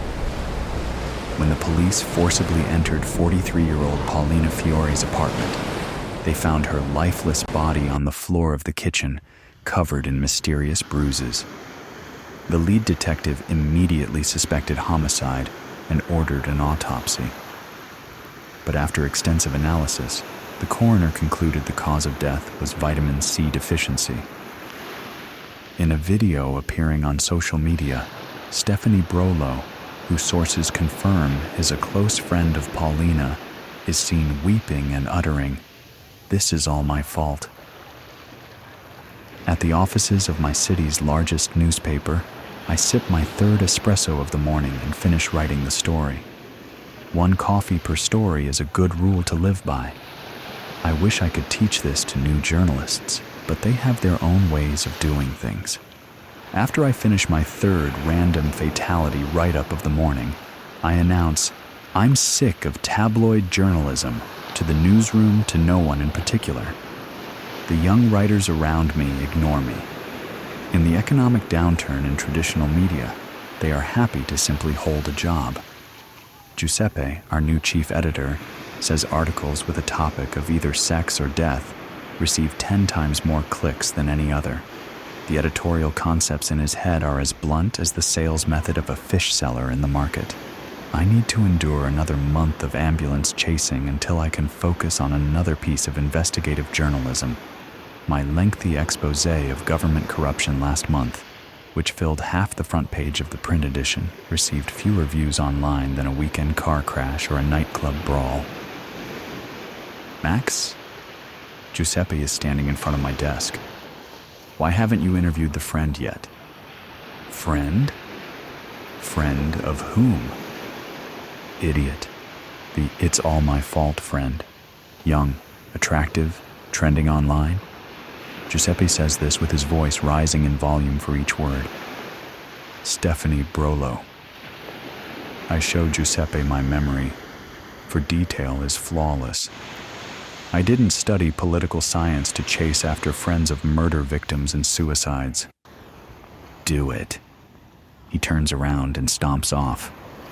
Halfway across the newsroom, he turns back and shouts, Vitamin C. Focus on the vitamin C. Nutrition stories are good for our advertisers, Max. Several reporters type notes into their mobiles. Even an untrained eye can foresee them proposing all types of vitamin stories in tomorrow's news meeting. I dial the friend. This is Max Serafino. Is this Bianca? Yes, a female voice says, and hesitates. Are you with the police? Number I'm with the... I say the name of the newspaper. With a 137-year history, the name often opens doors. I thought the police would be the first to call. What do you want? The police in Italy would never bother with something as trivial as a comment on social media, unless a politician or celebrity was involved. I'd like to clarify what you said in the viral video on Italia app. I mention Italy's largest social media app. That video is ruining my life, Bianca says. I'm sorry to hear that. Well, everyone misunderstood what I said. I didn't have anything to do with Paulina's death. She stopped going out and looked thinner 6 months ago. Maybe I started her in this direction. She catches her breath. I only called her twice after she stopped seeing me. I should have tried harder, gone to her home. Yes? It's all too much, she says. Thanks for calling me, but sorry. I don't know who you are. Abruptly, the mobile screen turns red. She disconnects the WhatsApp call and goes offline. Good work on the Paulina interview. Giuseppe reaches over and picks up one of my antique pencils and massages it between his fingers. No problem, boss. I managed to knit the meager information I was given into a piece about a heartbroken friend and a substantial essay about eating disorders. Nice pencil. He studies the Castelli wooden pencil quixotically. Max, you are 10 years too old for this newsroom, but you are a cat that always lands on its feet. The Tiger of Turin, I propose. I'll accept that as a byline. An important sounding moniker is the best I can hope for these days. I recall the Elysian days of being flown to Rome to interview government ministers, back when traditional newspapers collected all the advertising revenue instead of Google. When assigned a story, one of the first duties a beat reporter checks off is to contact the family members. I locate Paulina's father on social media and send an introduction. This is Max Serafino, a reporter with the Turin Register. I'm writing an article about the unfortunate incident with your daughter and would like to ensure I have all details correct. Please contact me at your earliest convenience. I receive a reply, which appears to be copied and pasted. We have nothing to say. Do not contact us again. The Fiore family. I move on to another breaking story, and the Paulina story goes quiet in the newsroom of the Turin Register for several days. Max, line 7! Someone shouts. I answer. City desk, Max Serafino. This is Paulina Fiore's father, a man says. Our daughter. It's all our fault. We saw how much time she was spending on her mobile and never stopped her. I'm sure it's not your fault, but I would like to hear more, I say. Is there a reason you decided to call me today? The police unlocked her phone and asked us questions about the websites she was looking at. Do you remember any of the names? I don't know. I've never heard of any of them, he said. But most of the articles were about diseases. Was she in contact with anyone? They did say she received the links from friends on the Italia app. Judging by reports from neighbors, Paulina has not been outside for months. The friends must be online ones. I call Professor Rizzo at the University of Turin. Could fear about disease, viruses, and bacteria, and so on, cause a patient to suffer from malnutrition? I ask. Mysophobia, commonly called germophobia, can cause a patient to avoid touching food, to eat with gloves, that sort of thing. In problem cases, it may cause patients to limit social interaction and avoid public places. Paulina appeared to be living on a diet of boiled pasta. That sounds possible, but I've never heard of malnutrition even in the most extreme cases of mysophobia. Hunger, including a desire for a mixed diet, is stronger than almost any other psychological urge. But isn't the urge to survive even stronger? I conjecture, trying to imagine what the existential threat could be. How could Paulina completely avoid something so widespread as vitamin C? I update the chief editor on my progress on the case. This has the workings of a good human interest story, food, fear, a female victim. Giuseppe looks satisfied. Keep digging, but steer clear from anything negative about Italia app. They deliver 30% of our incoming traffic. I am on speaking terms with many people in our city. People love to talk about themselves to someone who is actively listening, especially if they perceive them to be in a position of authority.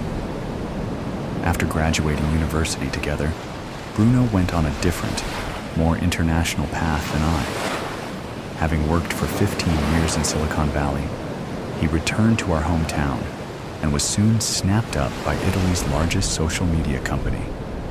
A glimpse at a life I could have lived. I canceled dinner with my girlfriend Gabriel to set up a cozy dinner with a 41-year-old man. On a clear, dry evening as dusk descends over Turin, as it sits in its valley between the towering Italian Alps on one side and the rolling hills that rise up from the Po River on the other, I walk toward the rectangular bulk of iron lattice that is the old Fiat factory in Lingotto on the south side of the city. The factory, almost a kilometer long, has transformed into offices and a ground floor shopping mall. Now it's popular with high-tech startups, many from America, France, and Germany. The building that was the epicenter of the city when Turin produced half the automobiles of Europe is now filled with people trying to figure out how to sell discount handbags through e-commerce. At least the people of Turin are no longer destined for a life of hard labor as previous generations were. Paulina lived not far from this building. At the Osteria del Fiat, I've asked for a quiet table. I'm disappointed when the host leads us to a very crowded dining room. We pass a large room with only one table of guests. In the circle of suited men, I recognize a retired local politician. In the dark recesses of the city, the power brokers don't like to be overheard. An hour later, after we have finished our own dinner, Bruno takes a large swig of the dolcetto d'alba we have been drinking. The obligatory pleasantries and the exchange of information about shared friends has been completed, and we can move on to the real meat of the dinner. I explain how Paulina had been accessing his employer's app over 50 times a day. At Italia app, we focus on returning traffic. Some readers we enchant with glamour, others we addict with fear. Isn't that manipulation? We are giving people what they want. If they want to hate, they will find it. If they want to love, they will find that too. What about promoting democracy and humanitarian values? That's just rhetoric for university students. You know that. Paulina Fiore died after gorging on fake news sent to her by Italia app. It's not our fault that someone can't handle online news. If we don't send it to them, someone else will. You have become very American in your thinking, I point out. It's disappointing my old friend can't see the world the same way we used to, but I've become resigned to accept people's differences, politically or otherwise. The police seem very interested in her social media history, I add. Bruno looks at me with renewed interest. Have the police opened an investigation? Maybe her death is not Italia app's fault. Maybe it's the people who write the fake news. If you can send me her browsing history, the one the police are going through, I'll take a look and put some spotlight on the fake news producers. That might keep you one step ahead in reacting to negative coverage. I'll keep your name out of it, of course. I'll think about it. Bruno focuses on his red wine glass. Bruno and I may not see eye to eye, but we have enough shared history to trust we will protect each other's best interests. The next afternoon, I receive Paulina's browsing history via an encrypted messaging app. I start clicking through the links. Italy's continuing flood of illegal immigrants. How COVID rises up through ventilation shafts. The 7 ways elevator buttons spread. Disease. Paparazzi capture pictures of Italy's first monkeypox patient. Vegetables in our supermarkets picked by immigrants inundated with monkeypox virus. I scanned through months of links about deadly diseases and ways to avoid them. Fake news is a problem, and the government has been trying to combat it. In the thousands of links I scan through, my heart flutters as I spot our name. Don't trust what the government says about monkeypox. See attached articles from the Turin Register. Clicking the link, I see a list of familiar headlines. The dark hand behind the government reshuffle. Max Serafino. Patient malpractice allegations covered up by health authorities. Max Serafino. Pandemic recommendations. Misguided. Max Serafino. Corruption exposed in Turin government. Max Serafino. Other articles Paulina was reading, those not to trust doctors and government health advice, often linked to articles written by me and my colleagues. I stare at the pencil that sits on my desk where Giuseppe left it earlier. Behind me, I hear someone approach and feel their hands on my shoulders. Giuseppe's voice says, "And you thought you were superior to all of us, didn't you?" Is it all? I am about to ask an obvious question, but stop myself. I have bills to pay and a scarcity of other work alternatives. I sweep pointless self-doubt from my mind. Journalists report the news. We do not generate it. With a click of the mouse, I bring up today's police bulletin and make proposals on which events we might cover for our prestigious 137-year-old newspaper to the chief editor. The next morning, a young journalist who normally sits beside me struts triumphantly through the newsroom greeting colleagues. Giuseppe gives him a thumbs up. I open the Turin Register's most viewed list, an online article. Clickbait news causes scurvy in Italy's auto capital is trending across the nation. I begin having regular dinners with Bruno. We talk about our old adventures in school and about the state of the country. Bruno reminds me that a political science professor in university had taught us, every industry is selling a product, and at its core, the news industry sells fear. In the coming months, the number of cases of malnutrition, similar to Paulina's snowball across the nation. I notice Bruno starts to eat more and more. I have lost my appetite. Sins and sinners. Secrets carry weight, like lead. Iris inhaled the pleasant air, which was ripe with the dewy petrichor of the post-rain evening. A cool breeze ruffled the leaves of nearby lofty mango trees, all of which were well endowed with succulent yellow mangoes. The sky was shades of pretty pink and purple pastels, making her way down the narrow path between the tall trees. She recollected her memories with Dante, Isabel, Rhett, and Jax, running along the shore, pushing each other in the sea, and dreaming about sailing the world one day. They would stand and watch the sea crash onto the shore for hours, and it'd still never be enough. She remembered standing on the cliff with her friends and taking in the salty sea breeze. When the sun would set, the vast body of water would reflect the warm colors of the endless sky, and there hadn't ever been a more beautiful sight. She'd gaze at it for hours, fantasizing about unending aspirations and dreams. Iris traced the carvings on the trees she used to very much enjoy making, with scraps of metal and pieces of wood she mysteriously found every day. She suspected it was Jack's, always doing these little things for her that could brighten her day.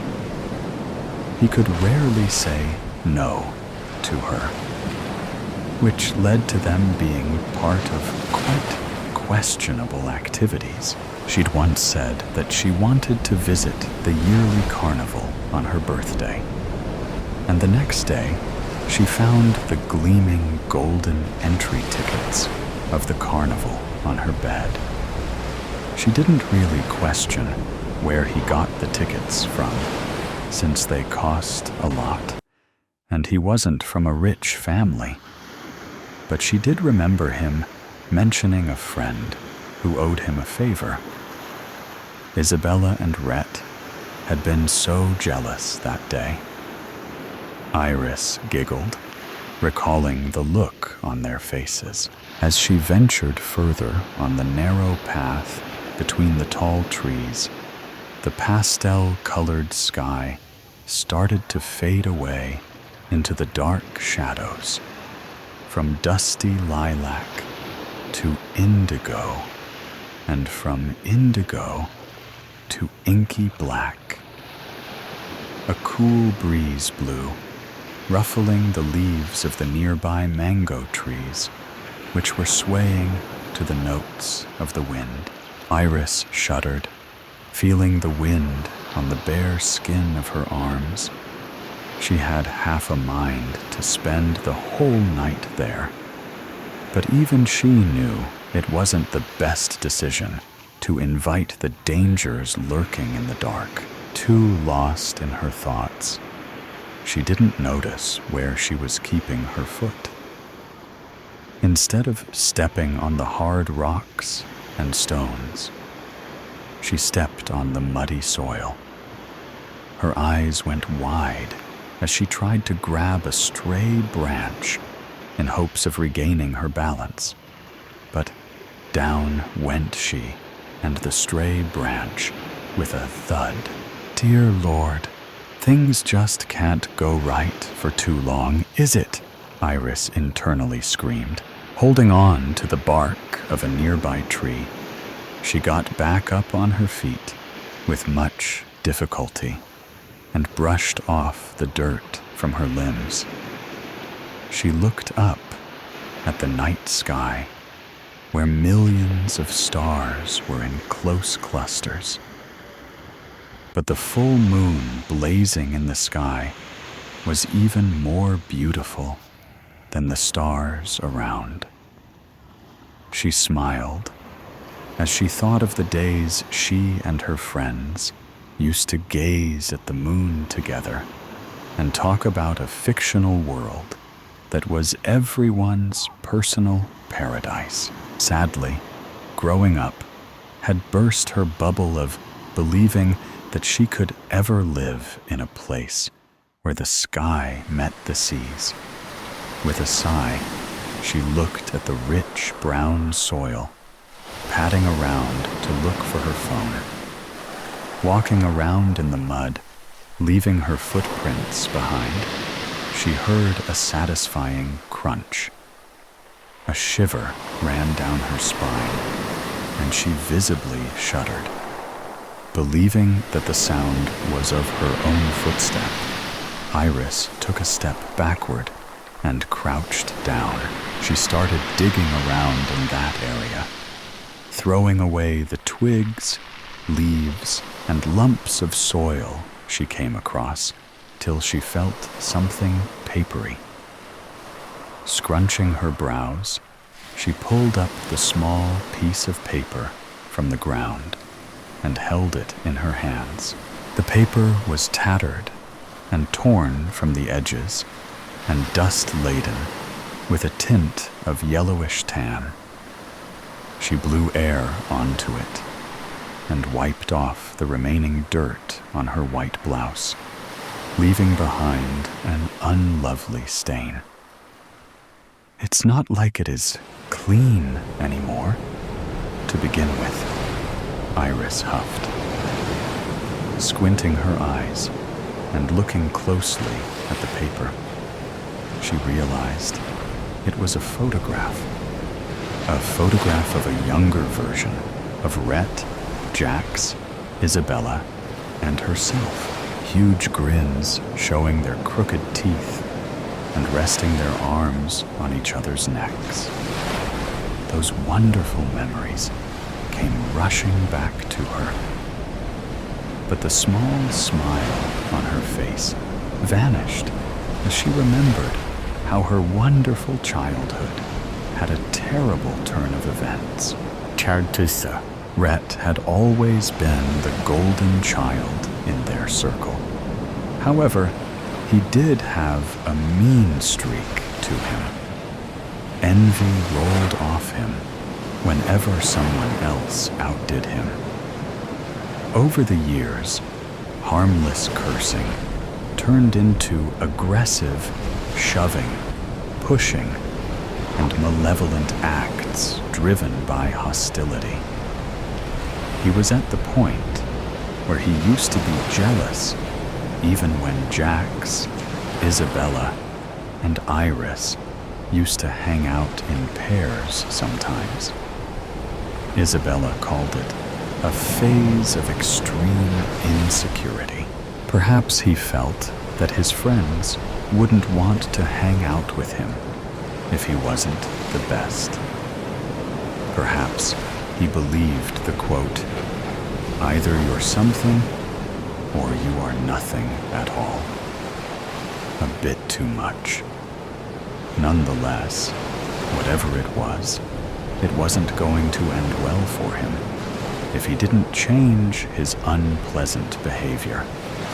She'd contemplated on staying away from Rhett, but Isabella told her that they wouldn't want his situation to worsen. She had reluctantly agreed. After a few days, Rhett's birthday arrived. Isabella had decided to throw him a surprise party that would cheer him up. Iris and Jax helped her decorate, and all of them awaited Rhett's grand arrival. Grand was an understatement. Rhett had arrived, reeking of strong alcohol. Ignoring the presence of Isabella and Iris, he headed straight towards Jax and held him by his collar. His lips curled in disgust as he uttered some unmentionable words. Processing the enormity of what just happened, the girls ran towards Rhett to pull him away from Jax. But Rhett already managed to land a punch on the poor guy's face, escaping the grip of Isabella and Iris. He kept on punching Jax till his knuckles were bloody. Horrified, Iris grabbed the nearest object which she could find, which turned out to be an iron-made decor, and slammed it against Rhett's head. Ceasing his torture on Jax, he brought his hand towards his bleeding head and caught a few drops of blood on his fingertips. He felt lightheaded as black spots started appearing in front of his eyes. In the cold silence that followed, all of them could almost hear Rhett's last heartbeats as he closed his eyes, took his final breath, and fell on the floor with a loud thud. "He's gone." Isabella broke the silence, her eyes void of any emotion. "I'm sure he's in a better place now." Isabella continued, after no one spoke a word. "What have I done?" whispered Iris, tears threatening to come out of her eyes. It still seemed unreal. "You did what was right. You ended his reign of terror. Best he be dead than alive," Jax said, anger evident in his tone as he looked at the ghoulish body of his once best friend Why did he do that to you? Did something happen between you two? Iris asked Jax. Not receiving a response, she prompted again. Answer me, Jax.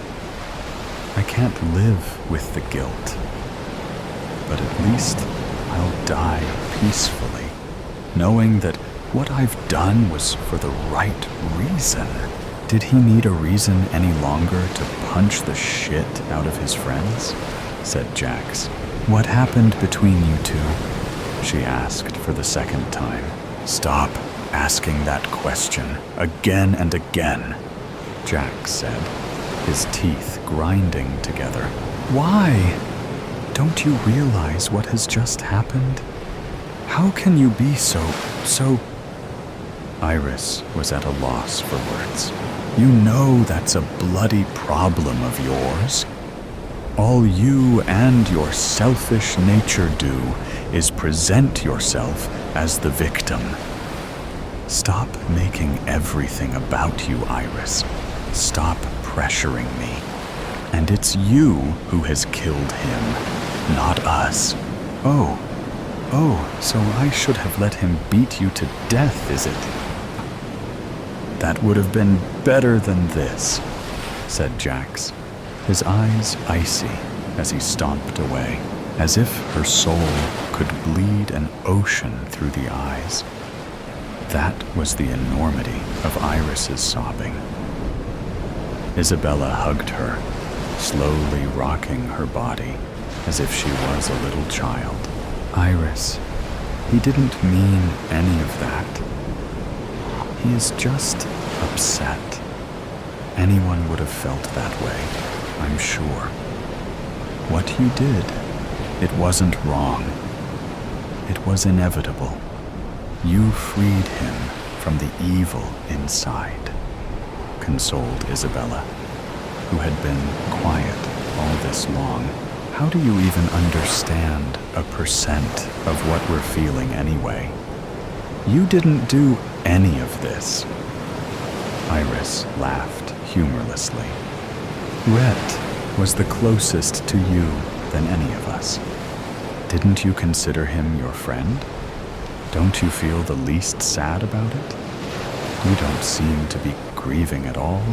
Just because I don't express it does not mean I don't feel it. And Rhett was as much of a friend to me as he was to the rest of us. Would you rather he attain peace through death, or rather he continue inflicting violence and chaos on us? Iris didn't say anything afterward. The weight of the guilt was heavy. Despair was a crushing force on her chest, constricting her breath and coloring the world around her. Black as she too was slowly engulfed by the darkness. That is exactly how a tragedy like theirs breaks one's heart, making one believe that the ending might still be happy until the very last minutes. Iris flipped the photograph, returning to the present day, and read the words she had written a long time ago. Which of us could say we were more sinned against than sinning? Unoccupied guest rooms were always hiding things. No one starts out wanting a guest room. It's usually an office first, but then you got fired and can't look at it anymore, so you throw a bed in it that you'll never sleep in. Sometimes it's a kid's room, but they've moved out into a college dorm room.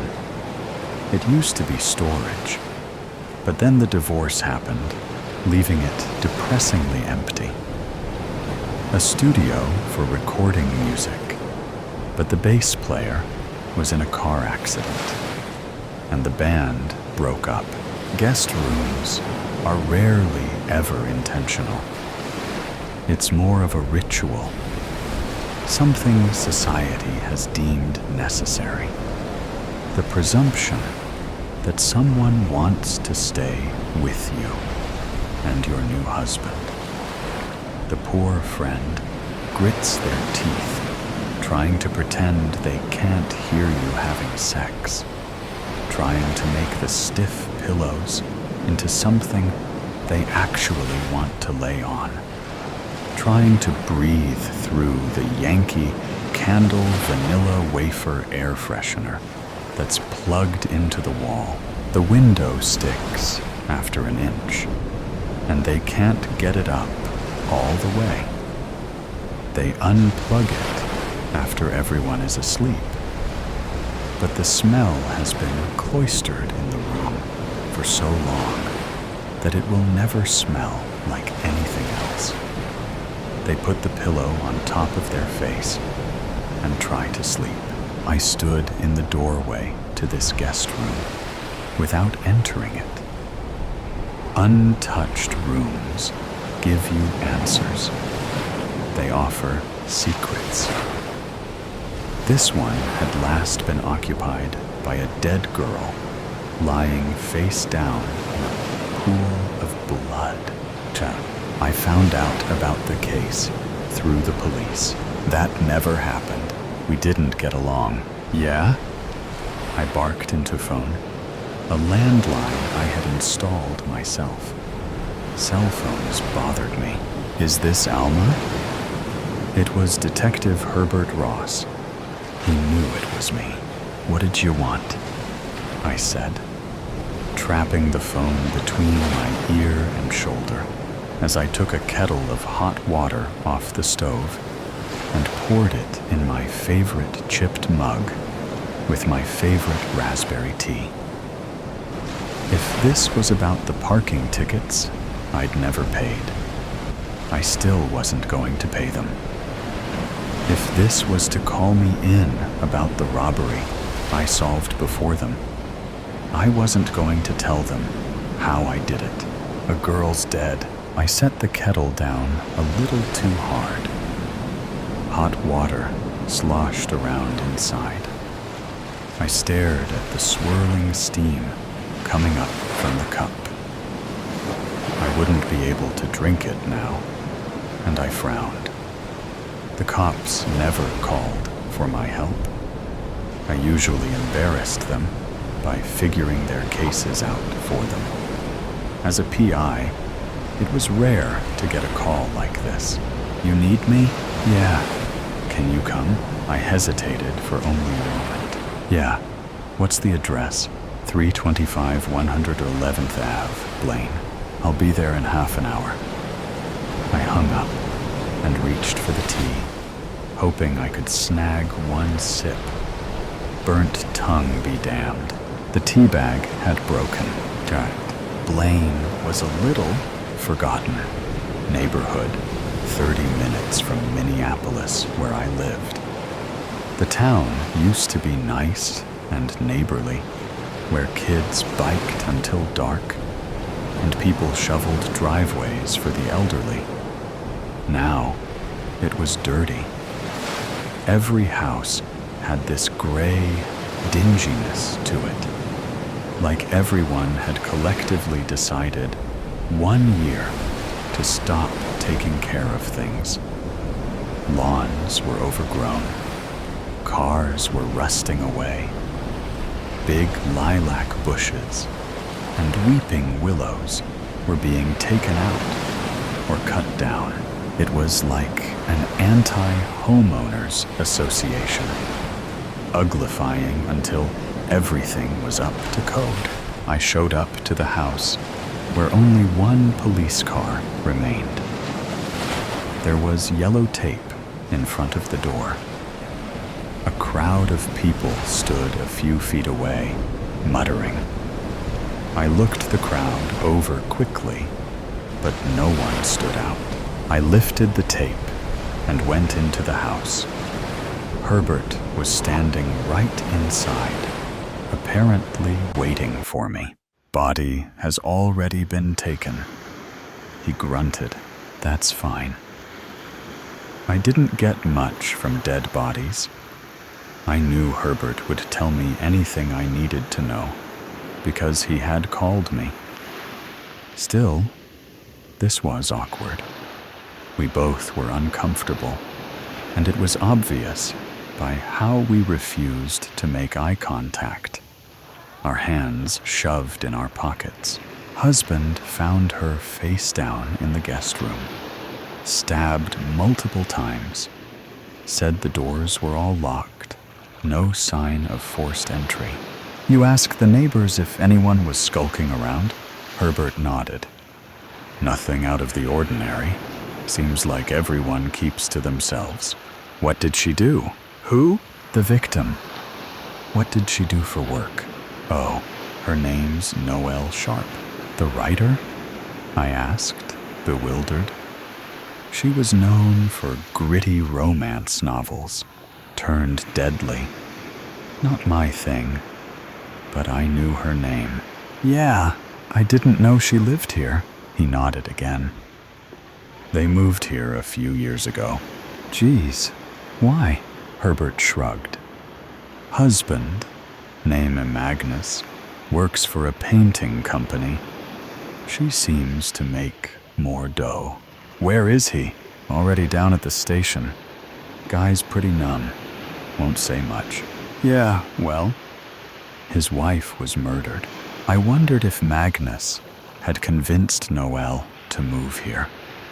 If he had done that thing that men do when they feel like their wife, or any woman, really, was doing better than them.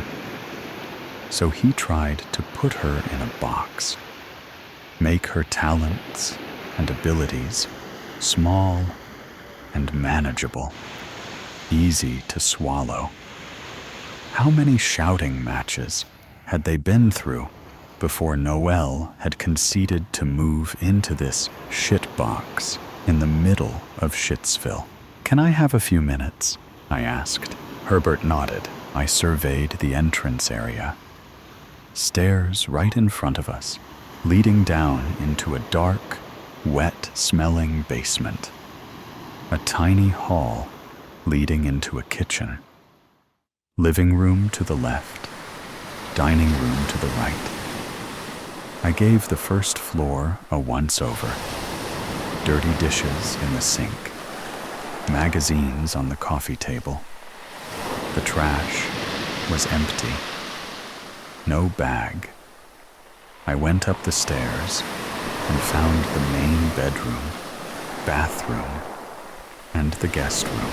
In the middle of the guest room was a huge blood stain. It was flecked around the room, on the walls, on the bed.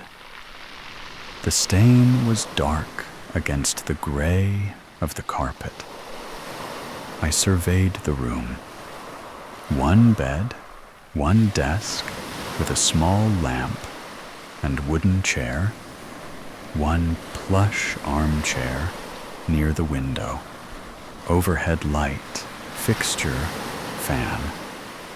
There was a closet and a nearly empty bookcase, short and pudgy. Maybe something that one of them had been dragging around for years, couldn't bear to get rid of. Some furniture held on to you. I walked in and thought about the room. The carpet was gray, the walls were white, but it was an off-white. It was like the white had been darkened by something. I sat down in the armchair and looked around, pretended I was staying there. I went over and turned the light on. The fan spun slowly above me. I sat back down in the armchair and looked some more. I realized it had been blue. The walls had been blue, but they had been poorly painted over, once, in a hurry.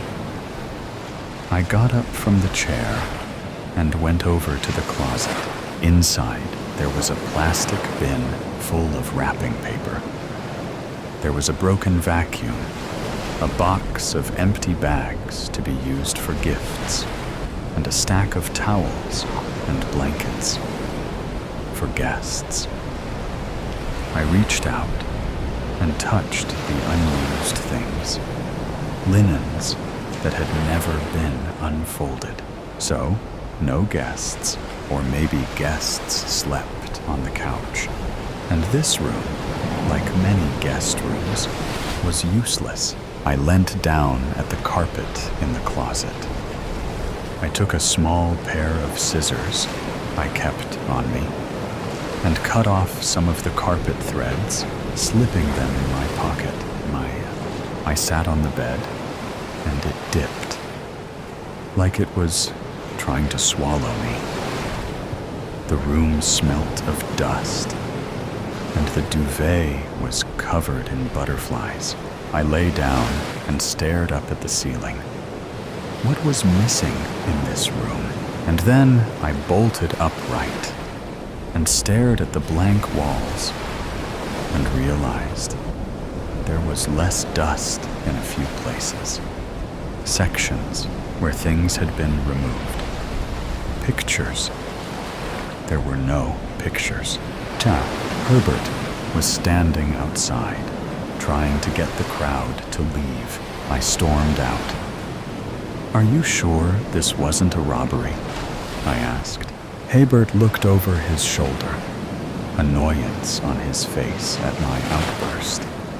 It made the dispersing crowd turn, new interest compelling them to stay. "Nothing has been taken." "How do you know?"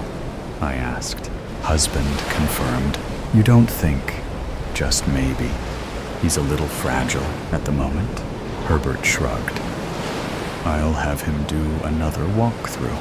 I told him I was going to need to come back to the house again.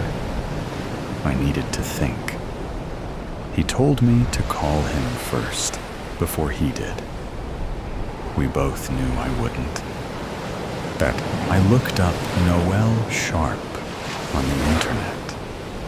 I found relatives and close friends, and I called and talked to them. Everyone had lovely things to say.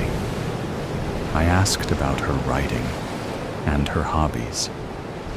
When I brought up the husband, people also had nothing but good things to say. The mother was the only one who sputtered on and on about how that lowlife tricked my daughter into marrying him. Worthless career, no family money. She could have married a Rockefeller. I didn't tell her Rockefellers didn't spend time in Minnesota. I found their bank information, social media accounts, insurance. He had taken her name. Previously had been Magnus Brown. He had a brother named Leonard. I called and talked to some more people and asked if they ever had parties. Who were the best friends? Who stayed in that guest room? No one had much to say. There had been a housewarming party, but never another party after that. I called Leonard and asked him about Magnus and Noel. Leonard was still shocked about Noel's murder, kept going on and on about how Magnus adored her. Noel was such a sweet girl. She was so kind to everyone. Great cook. I never read her books, but I knew she was good. Magnus just loved her. I told him to call me if he thought of anything else. I could see from their joint bank account that there was voodoo trouble. There always was. I carefully read through credit card statements, but nothing interesting sprung out. Not even a transaction from a dirty website. I sat by the window in my apartment, smoking until daylight. I waited a few days before going back to the crime scene. I called Herbert on the way to the house, and he told me basic things that I could have guessed. Death due to blood loss, internal injuries, no fingerprints on the knife or around the house, doors locked, nothing broken. Husband staying with a friend. Husband's alibi checks out. Yeah, he was painting a town over. I have the address. I'll take it, I said. I could hear the frown over the phone. I already cleared it with the homeowner. You called me, I said with a shrug that I knew he could hear. He rattled off the address, and I wrote it on a Walgreens receipt. I stopped at a Home Depot and stood in front of the paint chip wall. I stared at the colors, the very berry purple and Derbyshire green. I took out the carpet clippings and held them up over the grays. The carpet color was rock candy. I was at a shabby, buttercup yellow, run-down house that had not been painted in a long time. An old man in an old red sweater answered the door. He was hard of hearing, and his eyes were swallowed up so far into his face that I figured he couldn't see well either.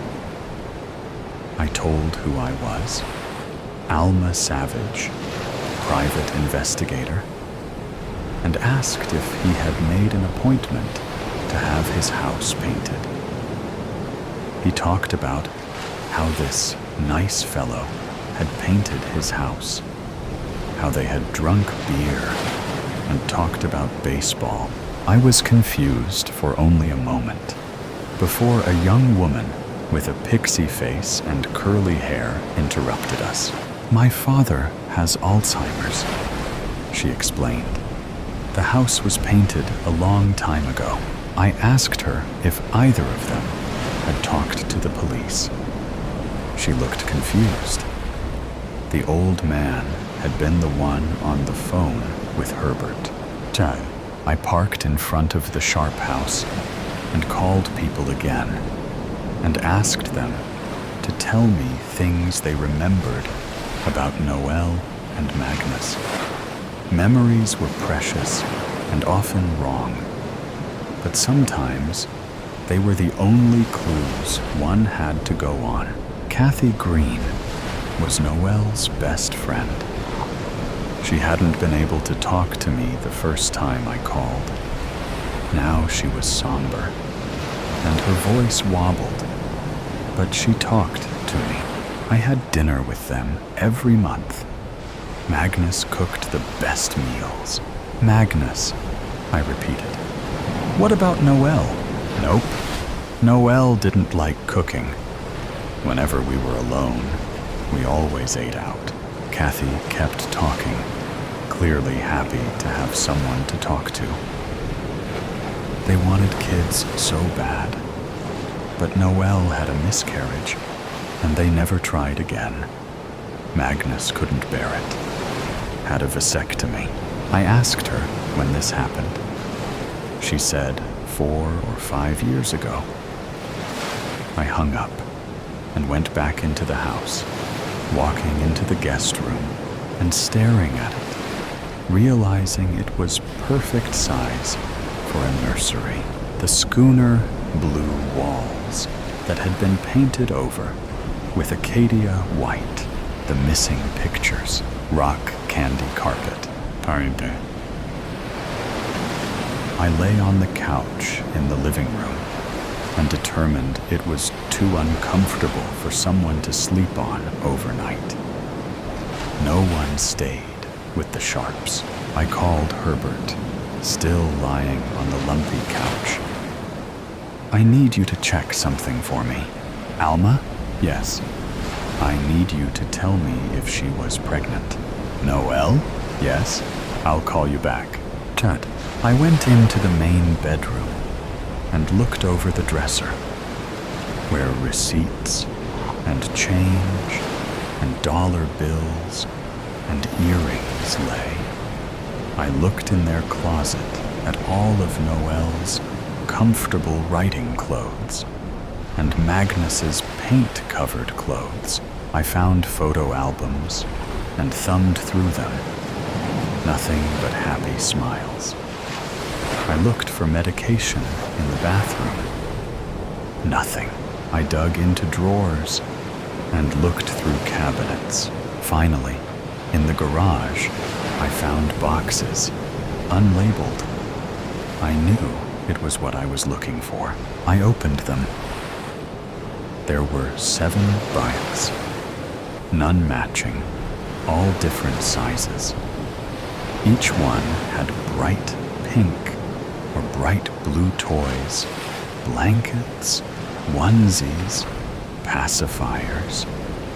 Each one contained a cross-stitched rectangle, homemade, Flora Sharp, Theodore Sharp, Maisie, Cooper, Rachel, Kevin.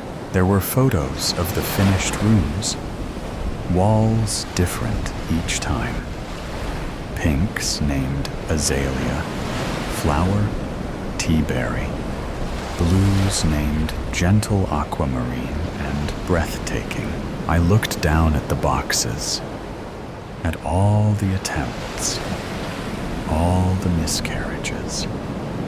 Kathy Green didn't know about this. Her best friend status was weak, watered down because Noelle was too broken or embarrassed or just didn't think it was anyone's business. No one slept on the couch. No one slept in the guest room. I surveyed the rest of the garage and saw some large, framed photos shoved in the corner behind a lawnmower that was covered with a tarp. I went over and pushed the lawnmower away. They were prints of Noelle's book covers, the missing pictures, and there was a bloody thumbprint on the edge of one, her 3rd book, Dangerous Illusion.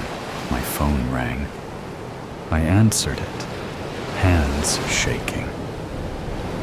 Was she? I asked, throat dry. She was pregnant. Fuck, I muttered. What? Magnus had a vasectomy a few years ago. We'll confirm that on our end. And if you do? I asked. We both knew the answer. If he'd had the operation, it meant Noelle had cheated. It was motive. I found Leonard's apartment the next day. When he opened the door, he was in a wrinkled t-shirt and boxers. It was 3:30 in the afternoon. His eyes were red, and his hair was unkempt. I told him who I was, and he let me in. He gave me a beer. It was warm. I chugged half of it in one gulp. When I swallowed, I asked, "So how long were you sleeping with her?" Leonard pretended to look confused. I waited.